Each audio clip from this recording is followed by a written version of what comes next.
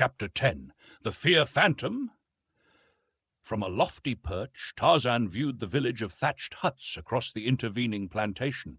He saw that at one point the forest touched the village, and to this spot he made his way, lured by a fever of curiosity to behold animals of his own kind, and to learn more of their ways and view the strange lairs in which they lived. His savage life among the fierce wild brutes of the jungle left no opening for any thought that these could be aught else than enemies. Similarity of form led him into no erroneous conception of the welcome that would be accorded him should he be discovered by these, the first of his own kind he had ever seen. Tarzan of the Apes was no sentimentalist. He knew nothing of the brotherhood of man. All things outside his own tribe were his deadly enemies, with the few exceptions of which Tantor, the elephant, was a marked example. And he realized all this without malice or hatred.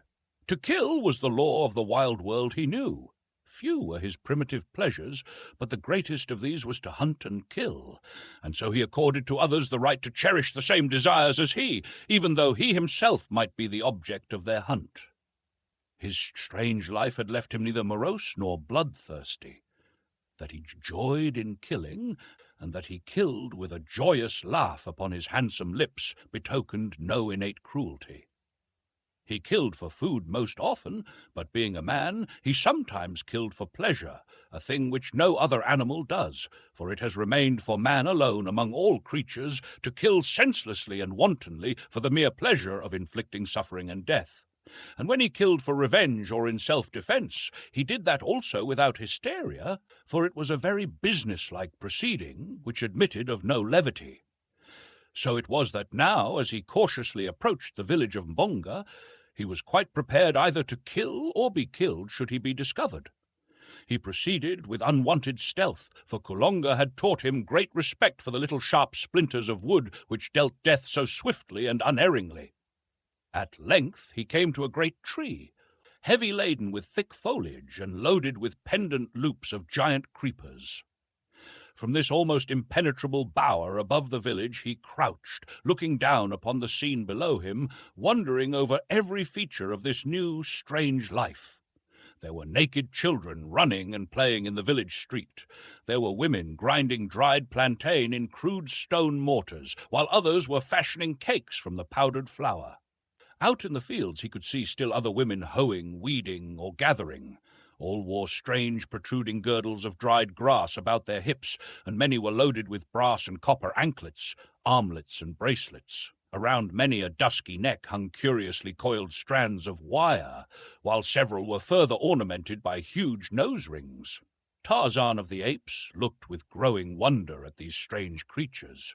Dozing in the shade, he saw several men, while at the extreme outskirts of the clearing he occasionally caught glimpses of armed warriors, apparently guarding the village against surprise from an attacking enemy. He noticed that the women alone worked. Nowhere was there evidence of a man tilling the fields or performing any of the homely duties of the village.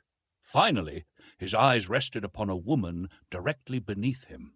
Before her was a small cauldron standing over a low fire, and in it bubbled a thick reddish tarry mass. On one side of her lay a quantity of wooden arrows, the points of which she dipped into the seething substance, then laying them upon a narrow rack of boughs which stood upon her other side. Tarzan of the Apes was fascinated. Here was the secret of the terrible destructiveness of the archer's tiny missiles. He noted the extreme care which the woman took none of the matter should touch her hands, and once when a particle spattered upon one of her fingers, he saw her plunge the member into a vessel of water and quickly rub the tiny stain away with a handful of leaves. Tarzan knew nothing of poison, but his shrewd reasoning told him that it was this deadly stuff that killed, and not the little arrow, which was merely the messenger that carried it into the body of its victim. How he should like to have more of those little death-dealing slivers. If the woman would only leave her work for an instant, he could drop down, gather up a handful, and be back in the tree again before she drew 3 breaths. As he was trying to think out some plan to distract her attention, he heard a wild cry from across the clearing. He looked and saw a black warrior standing beneath the very tree in which he had killed the murderer of Kala an hour before. The fellow was shouting and waving his spear above his head. Now and again he would point to something on the ground before him. The village was in an uproar instantly. Armed men rushed from the interior of many a hut and raced madly across the clearing toward the excited sentry. After them trooped the old men and the women and children until, in a moment, the village was deserted. Tarzan of the Apes knew that they had found the body of his victim, but that interested him far less than the fact that no one remained in the village to prevent his taking a supply of the arrows which lay below him. Quickly and noiselessly he dropped to the ground beside the cauldron of poison.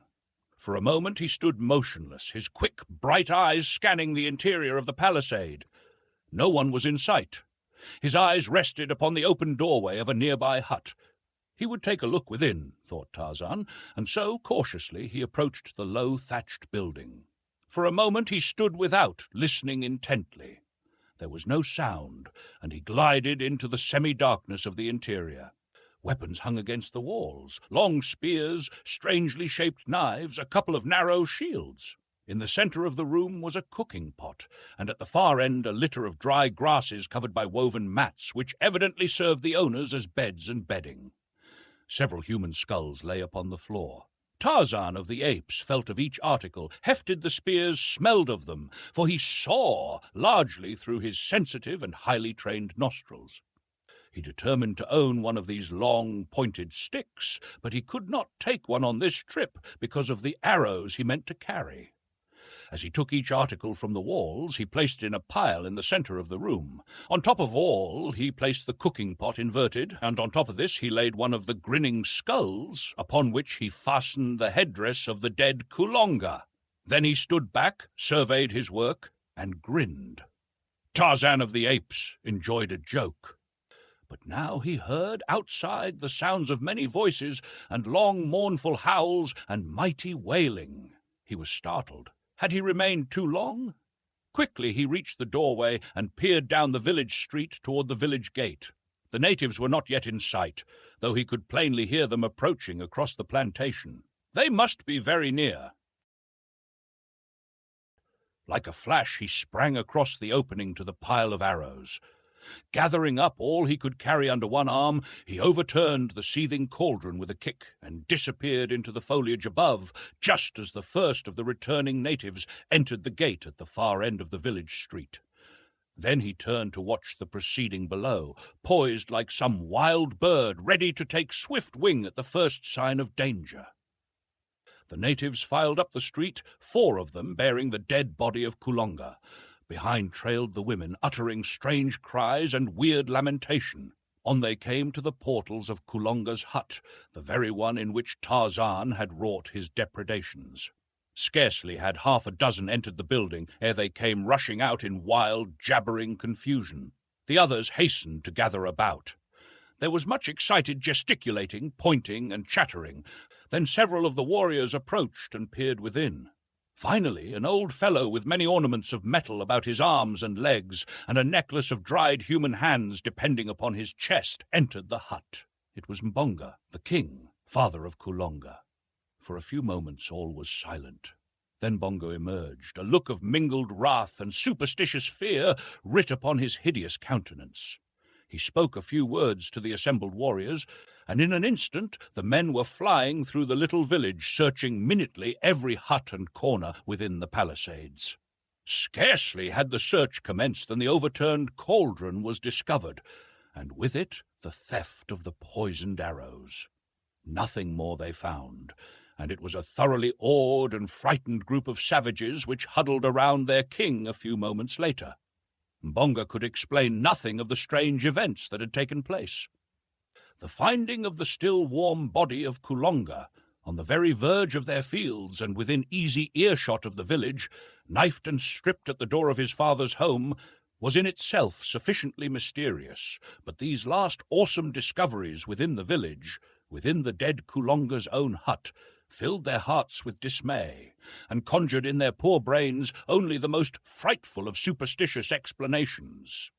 They stood in little groups, talking in low tones, and ever casting affrighted glances behind them from their great rolling eyes. Tarzan of the Apes watched them for a while from his lofty perch in the great tree.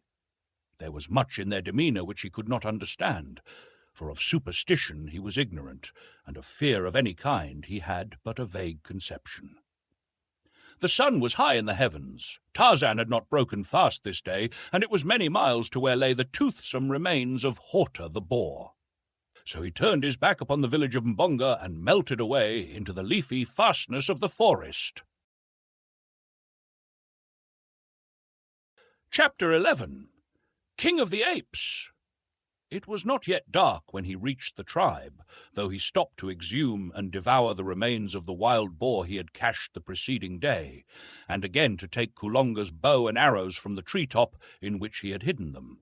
It was a well-laden Tarzan who dropped from the branches into the midst of the tribe of Kerchak. With swelling chest, he narrated the glories of his adventure and exhibited the spoils of conquest. Kerchak grunted and turned away, for he was jealous of this strange member of his band. In his little evil brain he sought for some excuse to wreak his hatred upon Tarzan. The next day Tarzan was practicing with his bow and arrows at the first gleam of dawn. At first he lost nearly every bolt he shot, but finally he learned to guide the little shafts with fair accuracy, and ere a month had passed he was no mean shot. But his proficiency had cost him nearly his entire supply of arrows.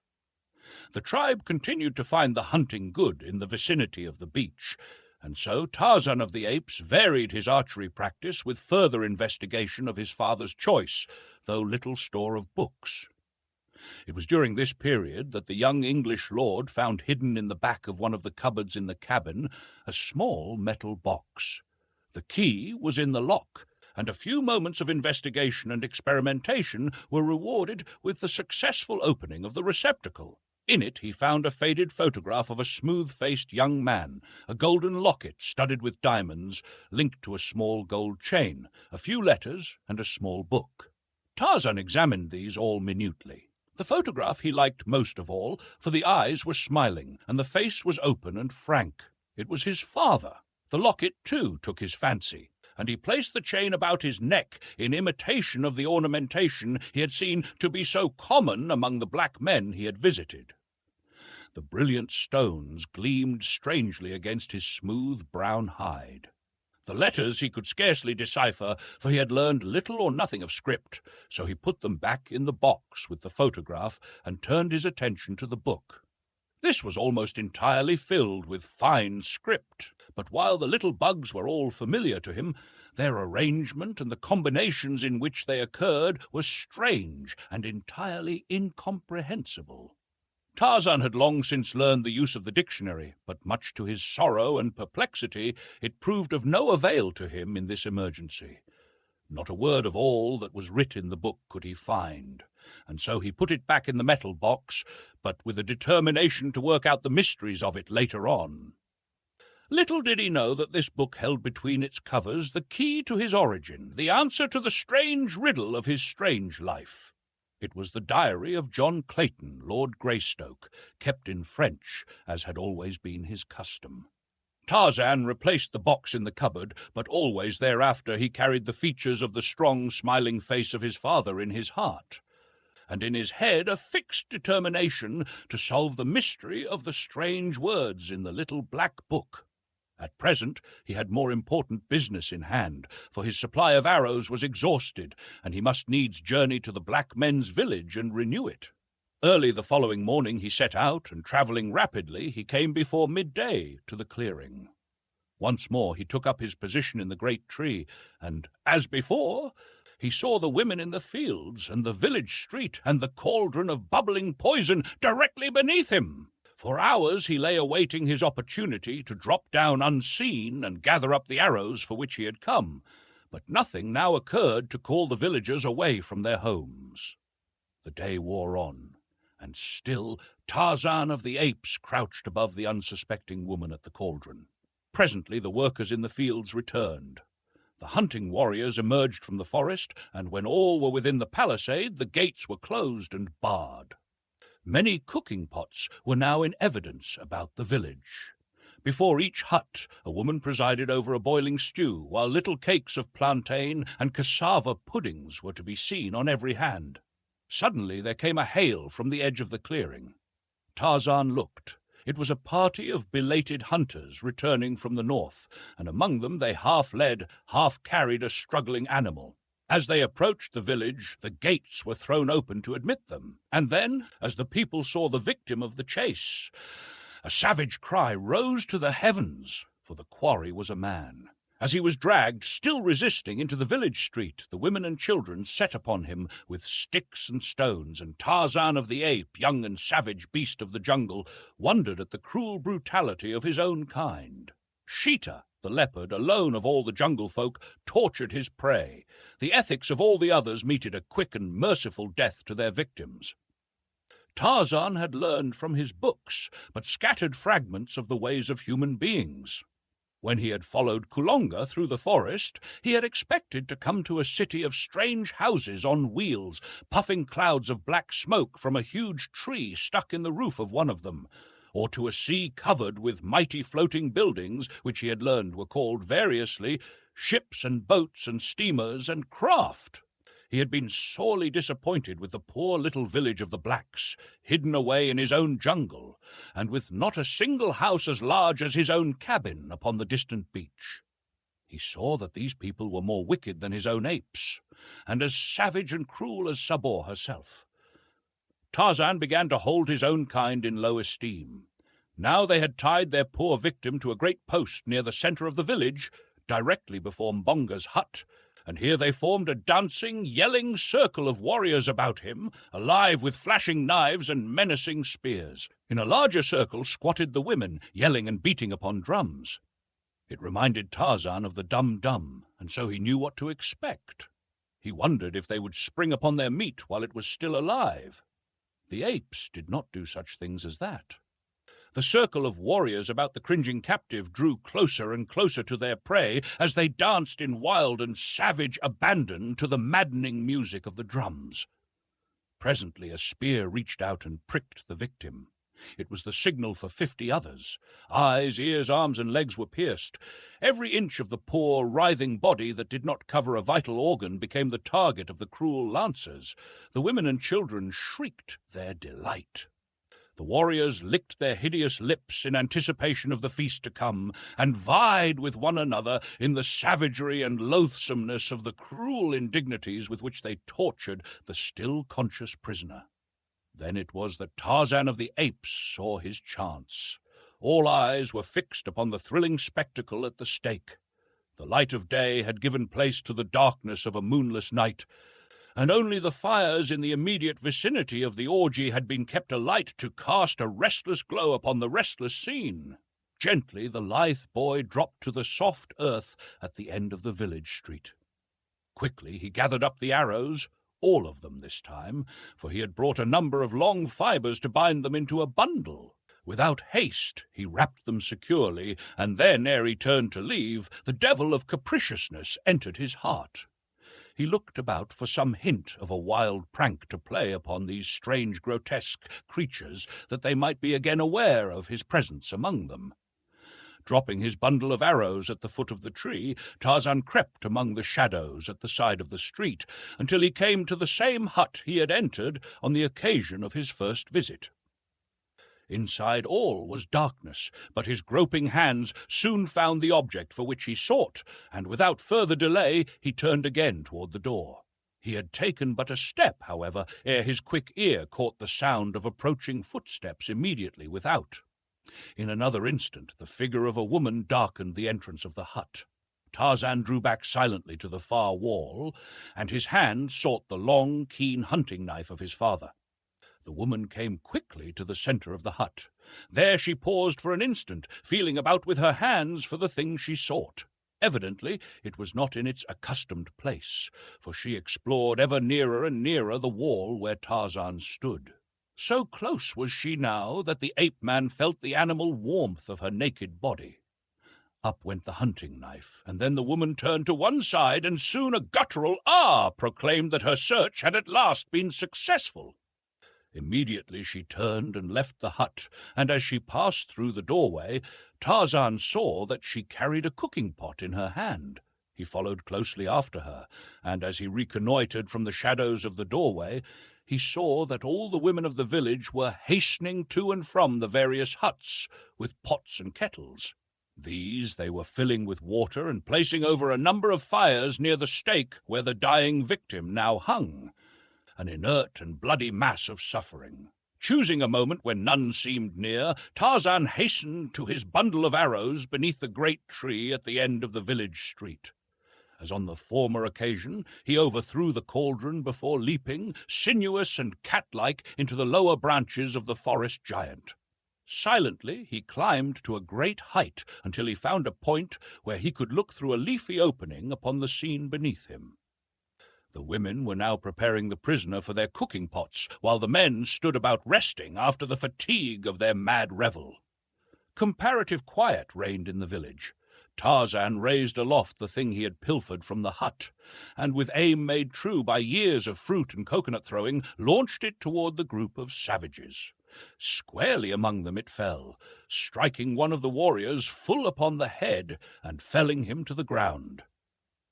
Then it rolled among the women and stopped beside the half-butchered thing they were preparing to feast upon.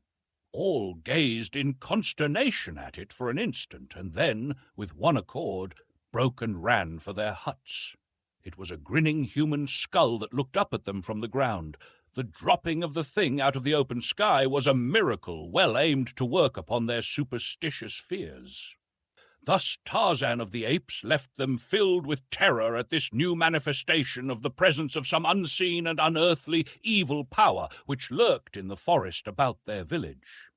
Later, when they discovered the overturned cauldron, and that once more their arrows had been pilfered, it commenced to dawn upon them that they had offended some great god by placing their village in this part of the jungle without propitiating him. From then on, an offering of food was daily placed below the great tree from whence the arrows had disappeared in an effort to conciliate the mighty one. But the seed of fear was deep sown, and had he but known it, Tarzan of the Apes had laid the foundation for much future misery for himself and his tribe. That night he slept in the forest not far from the village, and early the next morning set out slowly on his homeward march, hunting as he travelled.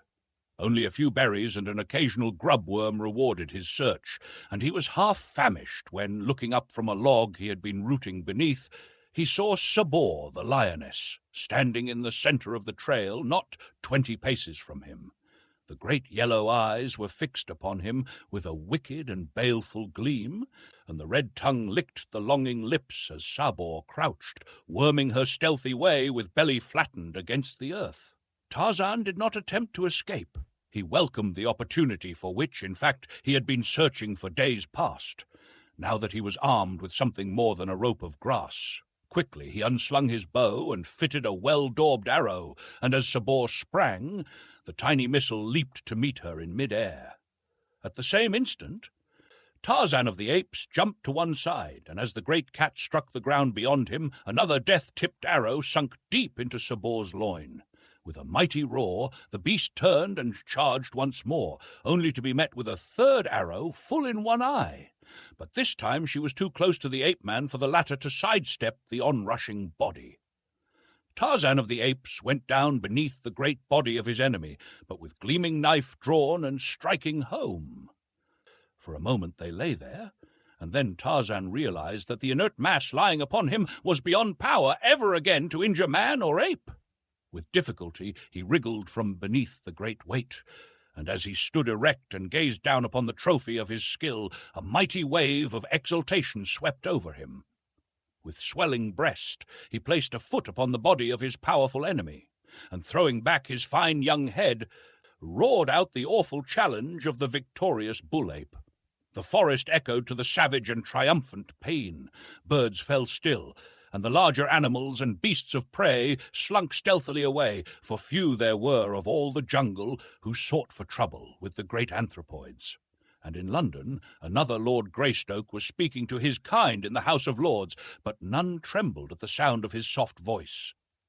Sabor proved unsavory eating even to Tarzan of the Apes, but hunger served as a most efficacious disguise to toughness and rank taste, and ere long, with well-filled stomach, the ape-man was ready to sleep again. First, however, he must remove the hide, for it was as much for this as for any other purpose that he had desired to destroy Sabor.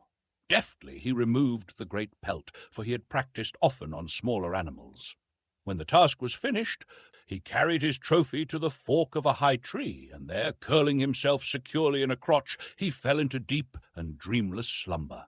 What with loss of sleep, arduous exercise, and a full belly, Tarzan of the Apes slept the sun around, awakening about noon of the following day. He straightway repaired to the carcass of Sabor, but was angered to find the bones picked clean by other hungry denizens of the jungle. Half an hour's leisurely progress through the forest brought to sight a young deer, and before the little creature knew that an enemy was near, a tiny arrow had lodged in its neck. So quickly the virus worked that at the end of a dozen leaps the deer plunged headlong into the undergrowth, dead. Again did Tarzan feast well, but this time he did not sleep. Instead, he hastened on toward the point where he had left the tribe, and when he had found them, proudly exhibited the skin of Sabor the lioness. "Look," he cried, "apes of Kerchak, see what Tarzan the mighty killer has done. Who else among you has ever killed one of Numa's people? Tarzan is mightiest amongst you, for Tarzan is no ape, Tarzan is." But here he stopped, for in the language of the anthropoids there was no word for man, and Tarzan could only write the word in English. He could not pronounce it. The tribe had gathered about to look on the proof of his wondrous prowess, and to listen to his words. Only Kerchak hung back, nursing his hatred and his rage. Suddenly something snapped in the wicked little brain of the anthropoid. With a frightful roar, the great beast sprang among the assemblage. Biting and striking with his huge hands, he killed and maimed a dozen ere the balance could escape to the upper terraces of the forest. Frothing and shrieking in the insanity of his fury, Kerchak looked about for the object of his greatest hatred, and there, upon a nearby limb, he saw him sitting. "Come down, Tarzan! Great killer!" cried Kerchak. "Come down and feel the fangs of a greater. Do mighty fighters fly to the trees at the first approach of danger?" And then Kerchak emitted the volleying challenge of his kind. Quietly Tarzan dropped to the ground. Breathlessly, the tribe watched from their lofty perches as Kerchak, still roaring, charged the relatively puny figure. Nearly 7 feet stood Kerchak on his short legs. His enormous shoulders were bunched and rounded with huge muscles. The back of his short neck was as a single lump of iron sinew which bulged beyond the base of his skull, so that his head seemed like a small ball protruding from a huge mountain of flesh. His back-drawn, snarling lips exposed his great fighting fangs, and his little, wicked, bloodshot eyes gleamed in horrid reflection of his madness. Awaiting him stood Tarzan, himself a mighty-muscled animal. But his 6 feet of height and his great rolling sinews seemed pitifully inadequate to the ordeal which awaited them. His bow and arrows lay some distance away, where he had dropped them while showing Sabor's hide to his fellow apes, so that he confronted Kerchak now with only his hunting knife and his superior intellect to offset the ferocious strength of his enemy. As his antagonist came roaring toward him, Lord Greystoke tore his long knife from its sheath, and with an answering challenge as horrid and blood-curdling as that of the beast he faced, rushed swiftly to meet the attack. He was too shrewd to allow those long, hairy arms to encircle him, and just as their bodies were about to crash together, Tarzan of the Apes grasped one of the huge wrists of his assailant and, springing lightly to one side, drove his knife to the hilt into Kerchak's body, below the heart. Before he could wrench the blade free again, the bull's quick lunge to seize him in those awful arms had torn the weapon from Tarzan's grasp. Kerchak aimed a terrific blow at the ape-man's head with the flat of his hand, a blow which, had it landed, might easily have crushed in the side of Tarzan's skull. The man was too quick, and, ducking beneath it, himself delivered a mighty one with clenched fist in the pit of Kerchak's stomach. The ape was staggered, and what with the mortal wound in his side had almost collapsed, when, with one mighty effort, he rallied for an instant, just long enough to enable him to wrest his arm free from Tarzan's grasp and close in a terrific clinch with his wiry opponent. Straining the ape-man close to him, his great jaws sought Tarzan's throat, but the young lord's sinewy fingers were at Kerchak's own before the cruel fangs could close on the sleek brown skin. Thus they struggled, the one to crush out his opponent's life with those awful teeth, the other to close forever the windpipe beneath his strong grasp while he held the snarling mouth from. The greater strength of the ape was slowly prevailing, and the teeth of the straining beast were scarce an inch from Tarzan's throat when, with a shuddering tremor, the great body stiffened for an instant and then sank limply to the ground. Kerchak was dead. Withdrawing the knife that had so often rendered him master of far mightier muscles than his own, Tarzan of the Apes placed his foot upon the neck of his vanquished enemy, and once again, loud through the forest rang the fierce, wild cry of the conqueror. And thus came the young Lord Greystoke into the kingship of the apes. Chapter 12. Man's Reason. There was one of the tribe of Tarzan who questioned his authority, and that was Terkoz, the son of Tublat. But he so feared the keen knife and the deadly arrows of his new lord that he confined the manifestation of his objections to petty disobediences and irritating mannerisms. Tarzan knew, however, that he but waited his opportunity to wrest the kingship from him by some sudden stroke of treachery, and so he was ever on his guard against surprise. For months the life of the little band went on much as it had before, except that Tarzan's greater intelligence and his ability as a hunter were the means of providing for them more bountifully than ever before. Most of them, therefore, were more than content with the change in rulers. Tarzan led them by night to the fields of the black men, and there, warned by their chief's superior wisdom, they ate only what they required, nor ever did they destroy what they could not eat, as is the way of Manu, the monkey, and of most apes. So, while the blacks were wroth at the continued pilfering of their fields, they were not discouraged in their efforts to cultivate the land, as would have been the case had Tarzan permitted his people to lay waste the plantation wantonly. During this period, Tarzan paid many nocturnal visits to the village, where he often renewed his supply of arrows. He soon noticed the food always standing at the foot of the tree, which was his avenue into the palisade, and after a little he commenced to eat whatever the blacks put there. When the awe-struck savages saw that the food disappeared overnight, they were filled with consternation and dread. For it was one thing to put food out to propitiate a god or a devil, but quite another thing to have the spirit really come into the village and eat it. Such a thing was unheard of, and it clouded their superstitious minds with all manner of vague fears. Nor was this all. The periodic disappearance of their arrows and the strange pranks perpetrated by unseen hands had wrought them to such a state that life had become a veritable burden in their new home. And now it was that Mbonga and his headmen began to talk of abandoning the village and seeking a site farther on in the jungle. Presently the black warriors began to strike farther and farther south into the heart of the forest when they went to hunt, looking for a site for a new village. More often was the tribe of Tarzan disturbed by these wandering huntsmen. Now was the quiet, fierce solitude of the primeval forest broken by new, strange cries. No longer was there safety for bird or beast. Man had come.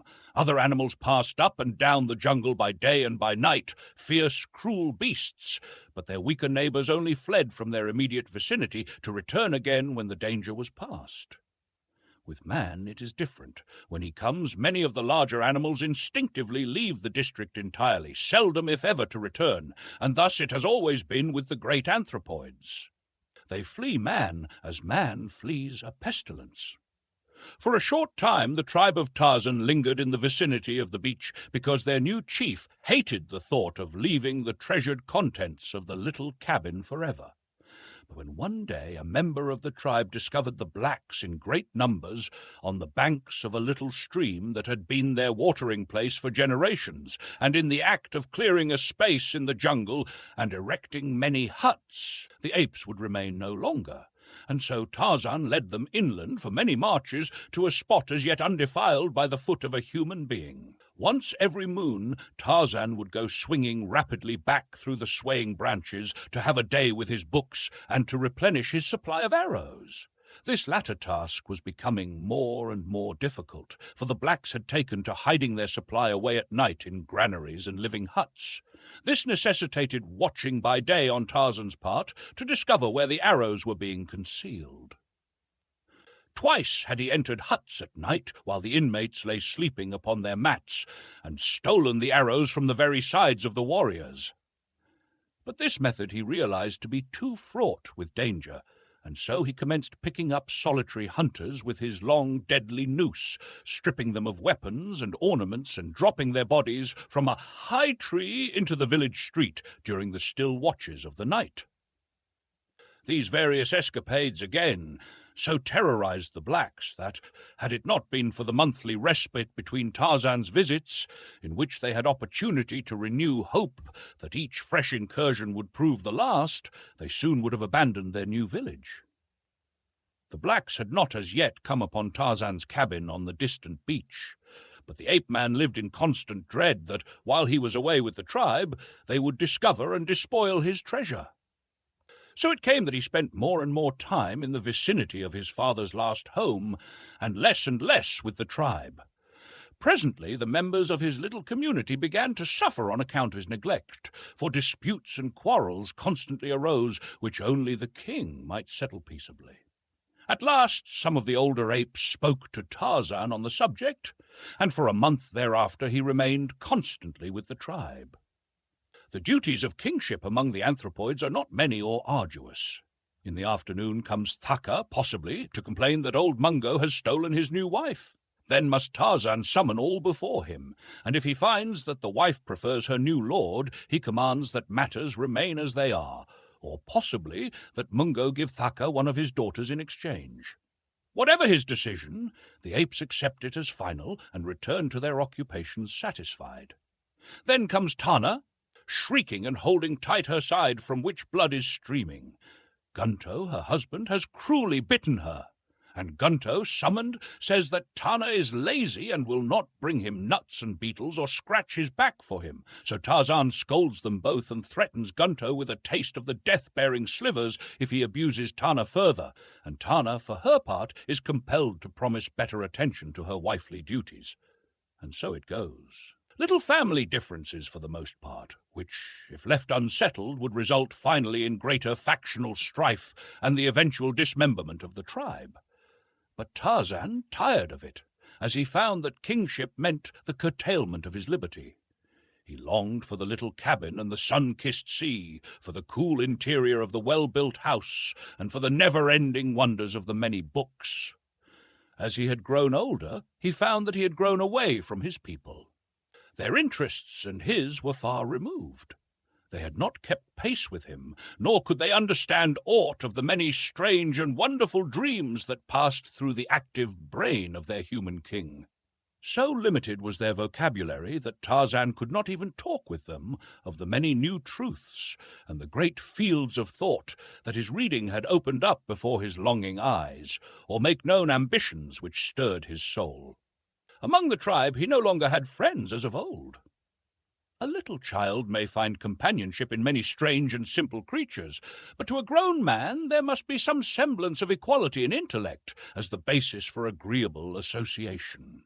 Had Kala lived, Tarzan would have sacrificed all else to remain near her, but now that she was dead, and the playful friends of his childhood grown into fierce and surly brutes, he felt that he much preferred the peace and solitude of his cabin to the irksome duties of leadership amongst a horde of wild beasts. The hatred and jealousy of Terkoz, son of Tublat, did much to counteract the effect of Tarzan's desire to renounce his kingship among the apes. For, stubborn young Englishman that he was, he could not bring himself to retreat in the face of so malignant an enemy. That Terkoz would be chosen leader in his stead he knew full well, for time and again the ferocious brute had established his claim to physical supremacy over the few bull-apes who had dared resent his savage bullying. Tarzan would have liked to subdue the ugly beast without recourse to knife or arrows. So much had his great strength and agility increased in the period following his maturity that he had come to believe that he might master the redoubtable Turcos in a hand-to-hand fight, were it not for the terrible advantage the anthropoid's huge fighting fangs gave him over the poorly armed Tarzan. The entire matter was taken out of Tarzan's hands one day by force of circumstances, and his future left open to him, so that he might go or stay without any stain upon his savage escutcheon. It happened thus. The tribe was feeding quietly, spread over a considerable area, when a great screaming arose some distance east of where Tarzan lay upon his belly beside a limpid brook, attempting to catch an elusive fish in his quick brown hands. With one accord, the tribe swung rapidly toward the frightened cries, and there found Turcos holding an old female by the hair and beating her unmercifully with his great hands. As Tarzan approached, he raised his hand aloft for Turcos to desist, for the female was not his, but belonged to a poor old ape whose fighting days were long over, and who, therefore, could not protect his family. Turcos knew that it was against the laws of his kind to strike this woman of another, but being a bully, he had taken advantage of the weakness of the female's husband to chastise her because she had refused to give up to him a tender young rodent she had captured. When Turcos saw Tarzan approaching without his arrows, he continued to belabor the poor woman in a studied effort to affront his hated chieftain. Tarzan did not repeat his warning signal, but instead rushed bodily upon the waiting Turcos. Never had the ape-man fought so terrible a battle since that long-gone day when Bolgani, the great king gorilla, had so horribly manhandled him ere the new-found knife had, by accident, pricked the savage heart.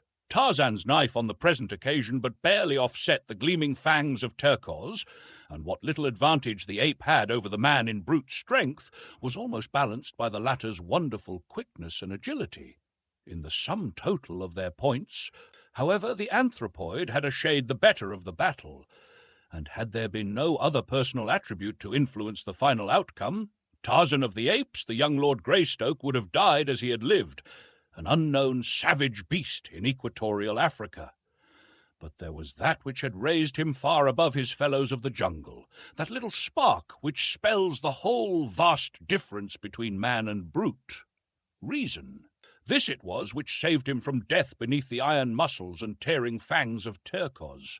Scarcely had they fought a dozen seconds ere they were rolling upon the ground, striking, tearing, and rending, two great savage beasts battling to the death. Turcos had a dozen knife wounds on head and breast, and Tarzan was torn and bleeding, his scalp in one place half torn from his head, so that a great piece hung down over one eye, obstructing his vision. But so far, the young Englishman had been able to keep those horrible fangs from his jugular, and now, as they fought less fiercely for a moment to regain their breath, Tarzan formed a cunning plan. He would work his way to the other's back and, clinging there with tooth and nail, drive his knife home until Turcos was no more.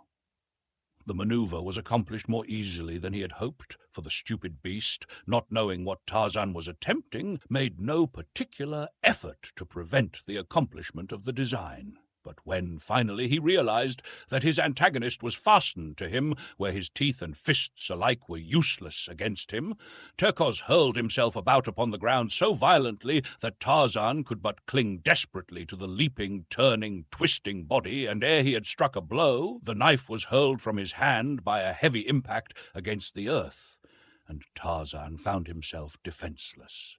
During the rollings and squirmings of the next few minutes, Tarzan's hold was loosened a dozen times, until finally an accidental circumstance of those swift and ever-changing evolutions gave him a new hold with his right hand, which he realized was absolutely unassailable. His arm was passed beneath Turcos' arm from behind, and his hand and forearm encircled the back of Turcos' neck. It was the half-Nelson of modern wrestling which the untaught ape-man had stumbled upon, but superior reason showed him in an instant the value of the thing he had discovered. It was the difference to him between life and death, and so he struggled to encompass a similar hold with the left hand, and in a few moments Turcos' bull neck was creaking beneath a full Nelson. There was no more lunging about now. The two lay perfectly still upon the ground, Tarzan upon Terkoz's back. Slowly, the bullet head of the ape was being forced lower and lower upon his chest. Tarzan knew what the result would be. In an instant, the neck would break. Then there came to Terkoz's rescue the same thing that had put him in these sore straits, a man's reasoning power. "If I kill him," thought Tarzan, "what advantage will it be to me? Will it not rob the tribe of a great fighter? And if Terkoz be dead, he will know nothing of my supremacy. While alive, he will ever be an example to the other apes." "Kagoda?" hissed Tarzan in Terkoz's ear, which in ape tongue means freely translated, "Do you surrender?" For a moment there was no reply, and Tarzan added a few more ounces of pressure, which elicited a horrified shriek of pain from the great beast. "Kagoda!"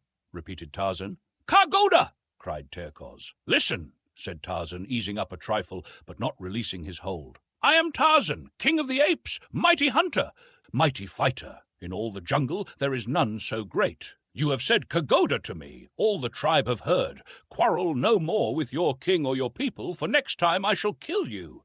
Do you understand?" "Ha!" assented Terkoz. "And you are satisfied?"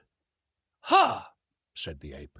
Tarzan let him up, and in a few minutes all were back at their vocations, as though naught had occurred to mar the tranquillity of their primeval forest haunts. But deep in the minds of the apes was rooted the conviction that Tarzan was a mighty fighter and a strange creature. Strange because he had had it in his power to kill his enemy, but had allowed him to live unharmed. That afternoon, as the tribe came together, as was their wont before darkness settled on the jungle, Tarzan, his wounds washed in the waters of the stream, called the old males about him. "You have seen again today that Tarzan of the Apes is the greatest among you," he said. "Huh?" they replied with one voice. "Tarzan is great." "Tarzan," he continued, "is not an ape. He is not like his people. His ways are not their ways, and so Tarzan is going back to the lair of his own kind by the waters of the great lake, which has no farther shore. You must choose another to rule you, for Tarzan will not return." And thus young Lord Greystoke took the first step toward the goal which he had set, the finding of other white men like himself. Chapter 13. His Own Kind. The following morning, Tarzan, lame and sore from the wounds of his battle with Terkoz, set out toward the west and the seacoast. He traveled very slowly, sleeping in the jungle at night and reaching his cabin late the following morning. For several days he moved about but little, only enough to gather what fruits and nuts he required to satisfy the demands of hunger. In 10 days he was quite sound again, except for a terrible half-healed scar, which, starting above his left eye, ran across the top of his head, ending at the right ear. It was the mark left by Terkoz when he had torn the scalp away. During his convalescence, Tarzan tried to fashion a mantle from the skin of Sabor, which had lain all this time in the cabin. But he found the hide had dried as stiff as a board, and as he knew naught of tanning, he was forced to abandon his cherished plan. Then he determined to filch what few garments he could from one of the black men of Mbonga's village, for Tarzan of the Apes had decided to mark his evolution from the lower orders in every possible manner, and nothing seemed to him a more distinguishing badge of manhood than ornaments and clothing. To this end, therefore, he collected the various arm and leg ornaments he had taken from the black warriors who had succumbed to his swift and silent noose, and donned them all after the way he had seen them worn. About his neck hung the golden chain from which depended the diamond-encrusted locket of his mother, the Lady Alice. At his back was a quiver of arrows slung from a leathern shoulder-belt, another piece of loot from some vanquished black. About his waist was a belt of tiny strips of rawhide fashioned by himself as a support for the homemade scabbard in which hung his father's hunting knife. The long bow which had been Kulonga's hung over his left shoulder. The young Lord Greystoke was indeed a strange and warlike figure, his mass of black hair falling to his shoulders behind and cut with his hunting knife to a rude bang upon his forehead, that it might not fall before his eyes. His straight and perfect figure, muscled as the best of the ancient Roman gladiators must have been muscled, and yet with the soft and sinuous curves of a Greek god, told at a glance the wondrous combination of enormous strength with suppleness and speed. A personification was Tarzan of the Apes, of the primitive man, the hunter, the warrior. With the noble poise of his handsome head upon those broad shoulders and the fire of life and intelligence in those fine, clear eyes, he might readily have typified some demigod of a wild and warlike bygone people of his ancient forest. But of these things Tarzan did not think. He was worried because he had not clothing to indicate to all the jungle folks that he was a man and not an ape, and grave doubt often entered his mind as to whether he might not yet become an ape. Was not hair commencing to grow upon his face? All the apes had hair upon theirs, but the black men were entirely hairless, with very few exceptions. True, he had seen pictures in his books of men with great masses of hair upon lip and cheek and chin, but nevertheless, Tarzan was afraid. Almost daily he whetted his keen knife and scraped and whittled at his young beard to eradicate this degrading emblem of apehood. And so he learned to shave, rudely and painfully, it is true, but nevertheless effectively. When he felt quite strong again after his bloody battle with Terkoz, Tarzan set off one morning towards Mbonga's village. He was moving carelessly along a winding jungle trail, instead of making his progress through the trees, when suddenly he came face to face with a black warrior. The look of surprise on the savage face was almost comical, and before Tarzan could unsling his bow, the fellow had turned and fled down the path, crying out in alarm as though to others before him. Tarzan took to the trees in pursuit, and in a few moments came in view of the men desperately striving to escape. There were 3 of them, and they were racing madly in single file through the dense undergrowth. Tarzan easily distanced them, nor did they see his silent passage above their heads, nor note the crouching figure squatted upon a low branch ahead of them, beneath which the trail led them. Tarzan let the first 2 pass beneath him, but as the third came swiftly on, the quiet noose dropped about the black throat. A quick jerk drew it taut. There was an agonized scream from the victim, and his fellows turned to see his struggling body rise, as by magic, slowly into the dense foliage of the trees above. With frightened shrieks, they wheeled once more and plunged on in their efforts to escape. Tarzan dispatched his prisoner quickly and silently, removed the weapons and ornaments, and the greatest joy of all, a handsome deerskin breechcloth, which he quickly transferred to his own person. Now indeed was he dressed as a man should be. None there was who could now doubt his high origin. How he should have liked to have returned to the tribe to parade before their envious gaze this wondrous finery. Taking the body across his shoulder, he moved more slowly through the trees toward the little palisaded village, for he again needed arrows.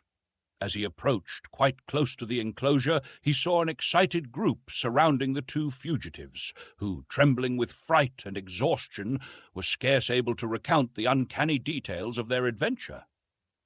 Mirando, they said, who had been ahead of them a short distance, had suddenly come screaming toward them, crying that a terrible white and naked warrior was pursuing him. The 3 of them had hurried toward the village as rapidly as their legs would carry them. Again Mirando's shrill cry of mortal terror had caused them to look back, and there they had seen the most horrible sight, their companion's body flying upwards into the trees, his arms and legs beating the air and his tongue protruding from his open mouth. No other sound did he utter, nor was there any creature in sight about him. The villagers were worked up into a state of fear bordering on panic, but wise old Mbonga affected to feel considerable skepticism regarding the tale, and attributed the whole fabrication to their fright in the face of some real danger. "You tell us this great story," he said, "because you do not dare to speak the truth. You do not dare admit that when the lion sprang upon Mirando, you ran away and left him. You are cowards." Scarcely had Mbonga ceased speaking when a great crashing of branches in the trees above them caused the blacks to look up in renewed terror. The sight that met their eyes made even wise old Mbonga shudder, for there, turning and twisting in the air, came the dead body of Mirando, to sprawl with a sickening reverberation upon the ground at their feet. With one accord the blacks took to their heels, nor did they stop until the last of them was lost in the dense shadows of the surrounding jungle. Again Tarzan came down into the village and renewed his supply of arrows and ate of the offering of food which the blacks had made to appease his wrath. Before he left, he carried the body of Mirando to the gate of the village, and propped it up against the palisade in such a way that the dead face seemed to be peering around the edge of the gatepost down the path which led to the jungle. Then Tarzan returned, always hunting, to the cabin by the beach. It took a dozen attempts on the part of the thoroughly frightened blacks to re-enter their village, past the horrible, grinning face of their dead fellow, and when they found the food and arrows gone, they knew, what they had only too well feared, that Mirandu had seen the evil spirit of the jungle. That now seemed to them the logical explanation. Only those who saw this terrible god of the jungle died. For was it not true that none left alive in the village had ever seen him? Therefore, those who had died at his hands must have seen him and paid the penalty with their lives. As long as they supplied him with arrows and food, he would not harm them unless they looked upon him. So it was ordered by Mbonga that in addition to the food offering, there should also be laid out an offering of arrows for this Munango Kewati, and this was done from then on. If you ever chance to pass that far-off African village, you will still see before a tiny thatched hut built just without the village a little iron pot in which is a quantity of food, and beside it a quiver of well-daubed arrows. When Tarzan came in sight of the beach where stood his cabin, a strange and unusual spectacle met his vision. On the placid waters of the landlocked harbour floated a great ship, and on the beach a small boat was drawn up. But most wonderful of all, a number of white men like himself were moving about between the beach and his cabin. Tarzan saw that in many ways they were like the men of his picture books. He crept closer through the trees until he was quite close above them. There were 10 men, swarthy, sun-tanned, villainous-looking fellows. Now they had congregated by the boat and were talking in loud, angry tones, with much gesticulating and shaking of fists. Presently one of them, a little, mean-faced, black-bearded fellow with a countenance which reminded Tarzan of Pamba, the rat, laid his hand upon the shoulder of a giant who stood next him, and with whom all the others had been arguing and quarrelling. The little man pointed inland, so that the giant was forced to turn away from the others to look in the direction indicated. As he turned, the little, mean-faced man drew a revolver from his belt and shot the giant in the back. The big fellow threw his hands above his head, his knees bent beneath him, and without a sound he tumbled forward upon the beach, dead. The report of the weapon, the first that Tarzan had ever heard, filled him with wonderment, but even this unaccustomed sound could not startle his healthy nerves into even a semblance of panic. The conduct of the white strangers it was that caused him the greatest perturbation. He puckered his brows into a frown of deep thought. It was well, thought he, that he had not given way to his first impulse to rush forward and greet these white men as brothers. They were evidently no different from the black men, no more civilized than the apes, no less cruel than Sabor. For a moment the others stood looking at the little mean-faced man and the giant lying dead upon the beach. Then one of them laughed and slapped the little man upon the back. There was much more talk and gesticulating, but less quarrelling. Presently they launched the boat and all jumped into it and rowed away toward the great ship, where Tarzan could see other figures moving about upon the deck. When they had clambered aboard and dropped to earth behind a great tree and crept to his cabin, keeping it always between himself and the ship. Slipping in at the door, he found that everything had been ransacked. His books and pencils strewed the floor. His weapons and shields and other little store of treasures were littered about. As he saw what had been done, a great wave of anger surged through him, and the new-made scar upon his forehead stood suddenly out, a bar of inflamed crimson against his tawny hide. Quickly he ran to the cupboard and searched in the far recess of the lower shelf. Ah! He breathed a sigh of relief as he drew out the little tin box and, opening it, found his greatest treasures undisturbed. The photograph of the smiling, strong-faced young man and the little black puzzle book were safe. What was that? His quick ear had caught a faint but unfamiliar sound. Running to the window, Tarzan looked toward the harbour, and there he saw that a boat was being lowered from the great ship beside the one already in the water. Soon he saw many people clambering over the sides of the larger vessel and dropping into the boats. They were coming back in full force. For a moment longer, Tarzan watched while a number of boxes and bundles were lowered into the waiting boats. Then, as they shoved off from the ship's side, the ape-man snatched up a piece of paper and with a pencil printed on it for a few moments until it bore several lines of strong, well-made, almost letter-perfect characters. This notice he stuck upon the door with a small, sharp splinter of wood.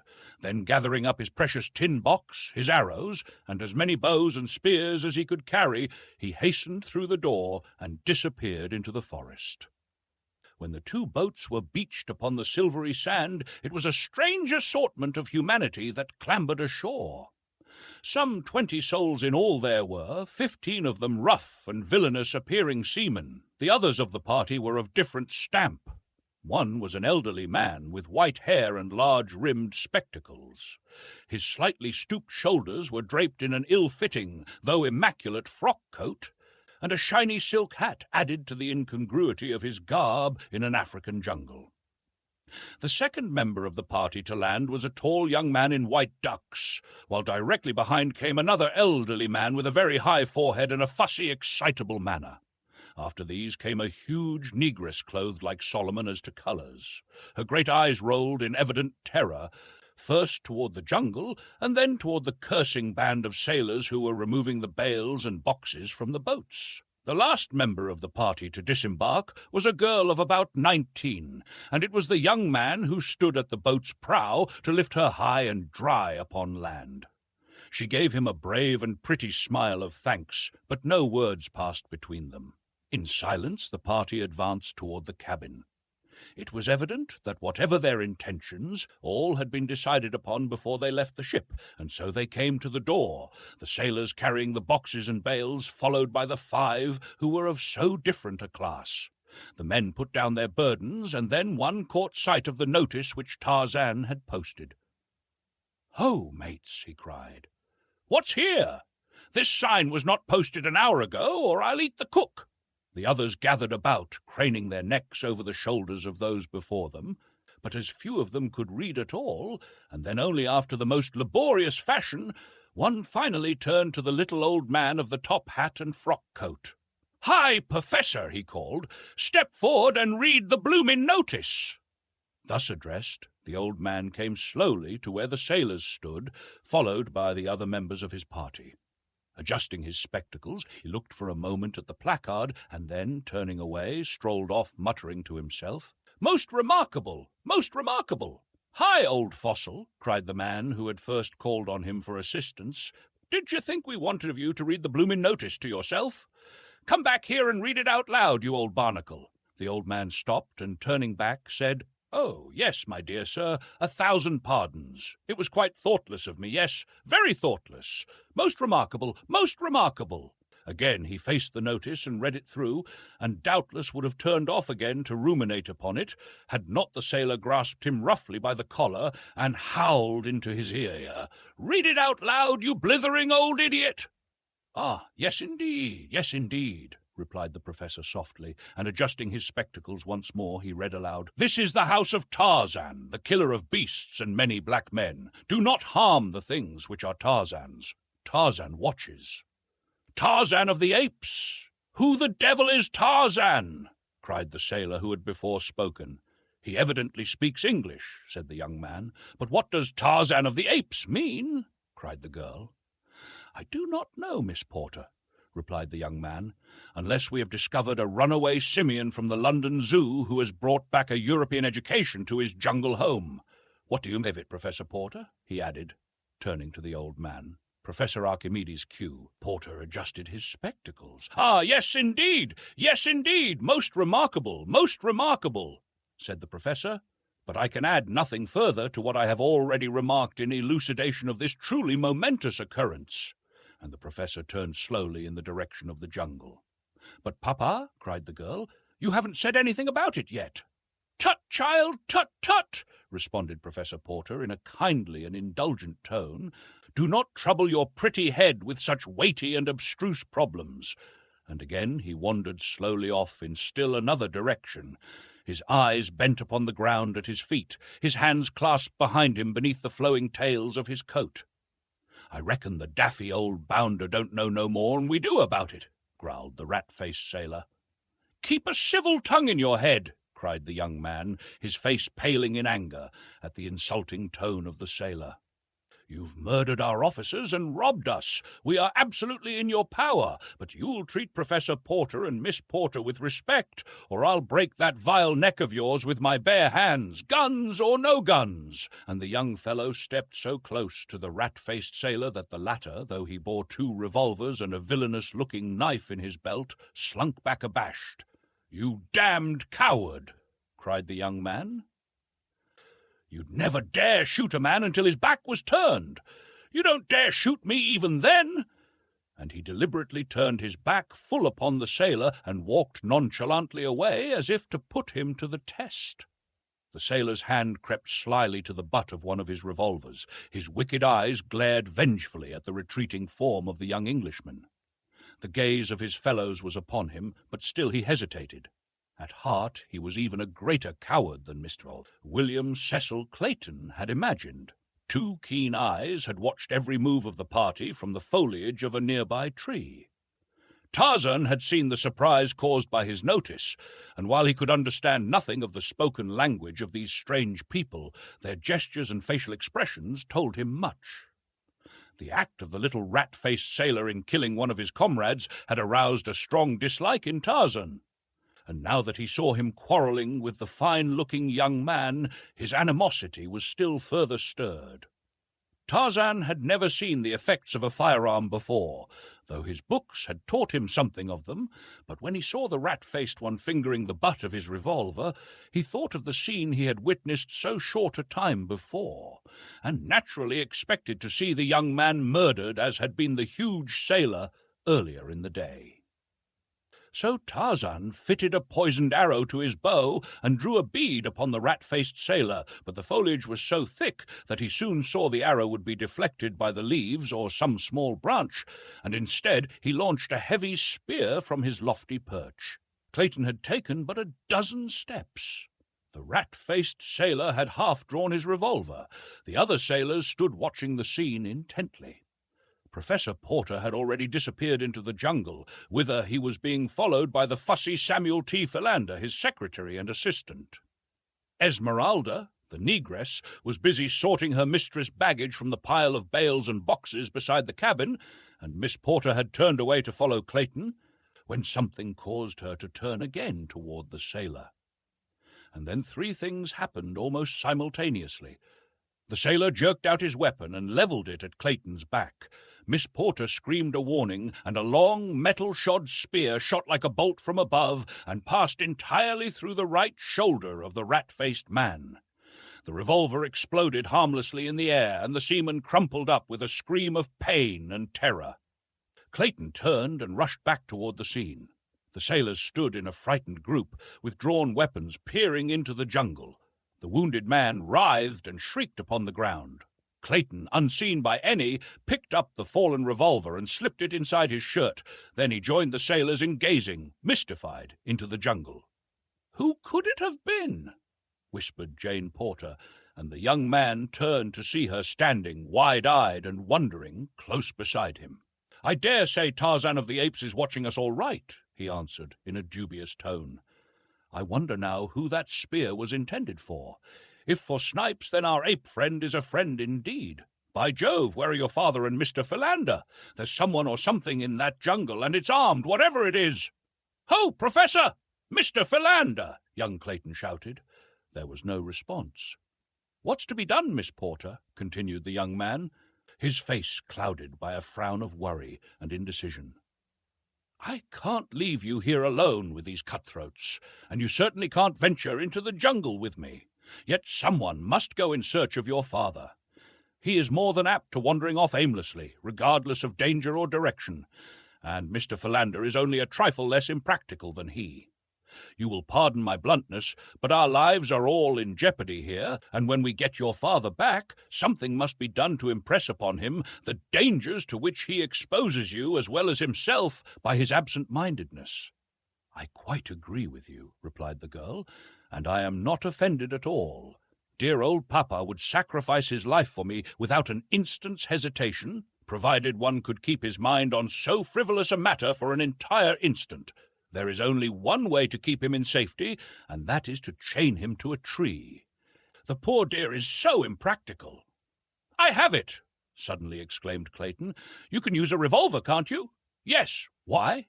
"I have one. With it you and Esmeralda will be comparatively safe in this cabin while I am searching for your father and Mr. Philander. Come, call the woman, and I will hurry on. They can't have gone far." Jane did as he suggested, and when he saw the door close safely behind them, Clayton turned toward the jungle.